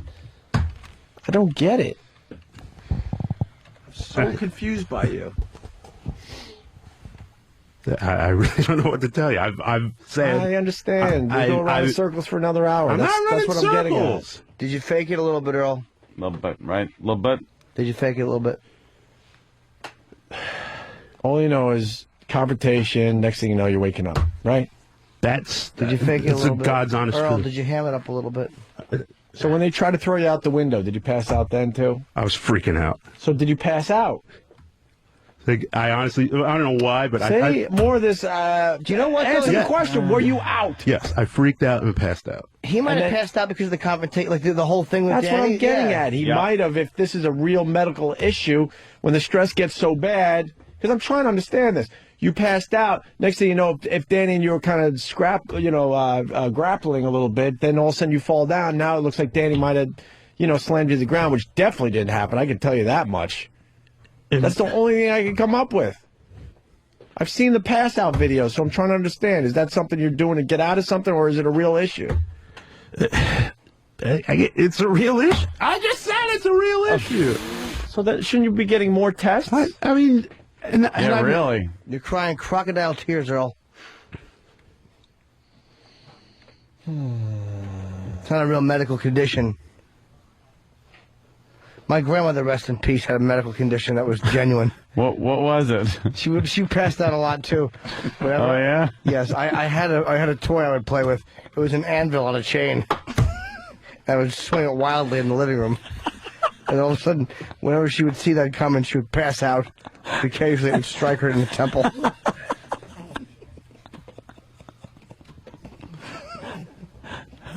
Who's a child gonna play with that? By the way, It was a game. Did not last very long. It was a Milton Bradley's anvil chain. They were recalled very quickly. I don't know how you pick it up as a child though and swing it around. You must have been strong, yeah. It's a real chore. You usually get one good swing around and then it falls. Something tends to stop it. In my case, grandmother's head. Oh God. I'd like to thank the fainting goat for stopping by today. Yes, Earl the fainting goat. Thanks a lot, Earl. I'm sure Ronnie will have more to say about this at noon. Possibly Fezzi, too, because he lost his shit on Friday. All right, Earl. Yeah. Good luck to you. I'm sorry, guys. I really am. As George For what, Jefferson we says, really don't know because you really haven't explained Sorry, shit. everything. Whatever. Here's the Black Earl song. We'll see you guys tomorrow. I will resign. I was born and raised in New York City, in a housing project way up in the hood. I dressed in dark clothing, so folks started calling me Black Earl. Oh, and they used to laugh about it, cause deep down they knew they called me that, cause I was as black as soot. I've always been a lazy man, a couch potato with a clicker in my hand. See, motivation I never had, hid in the shadows when the boss got mad. For 20 years I never got a raise. I'm 33 and I never been late. I look busy but I'm not, I'm just walking around. I pick up some papers and I put them back down. One day I'm gonna stop paying my rent, live in a refrigerator box, never get out of bed. I'm Black Earl, a genuine lazy bum. I'll always make it through hard times at any W. Then one day some lame brains came and took O&A away. And at the age of 33, I felt like I was carrying the weight of the whole station on my shoulders. And Ron and Fezzi knew what I was going through. Every morning I'd unlock the door, lay down and I'd sleep a little more. Then I put away the bathroom key. Everybody was depending on me. I eat a chicken wing with lemonade. Lord, give me strength to make another day. Times I felt I couldn't go on. Push a button, throw a switch, answer the phone. Got lost in the van, I did my PSAs. 10 minutes work gonna take me all day. I'm Black Earl, a genuine lazy bum. I'll always make it through hard times at any W. I could hear Stotso say, Black Earl, you're a genuine lazy bum. You'll always make it through hard times at any W. Ken and Jeremy say, Black Earl, you're a genuine lazy bum.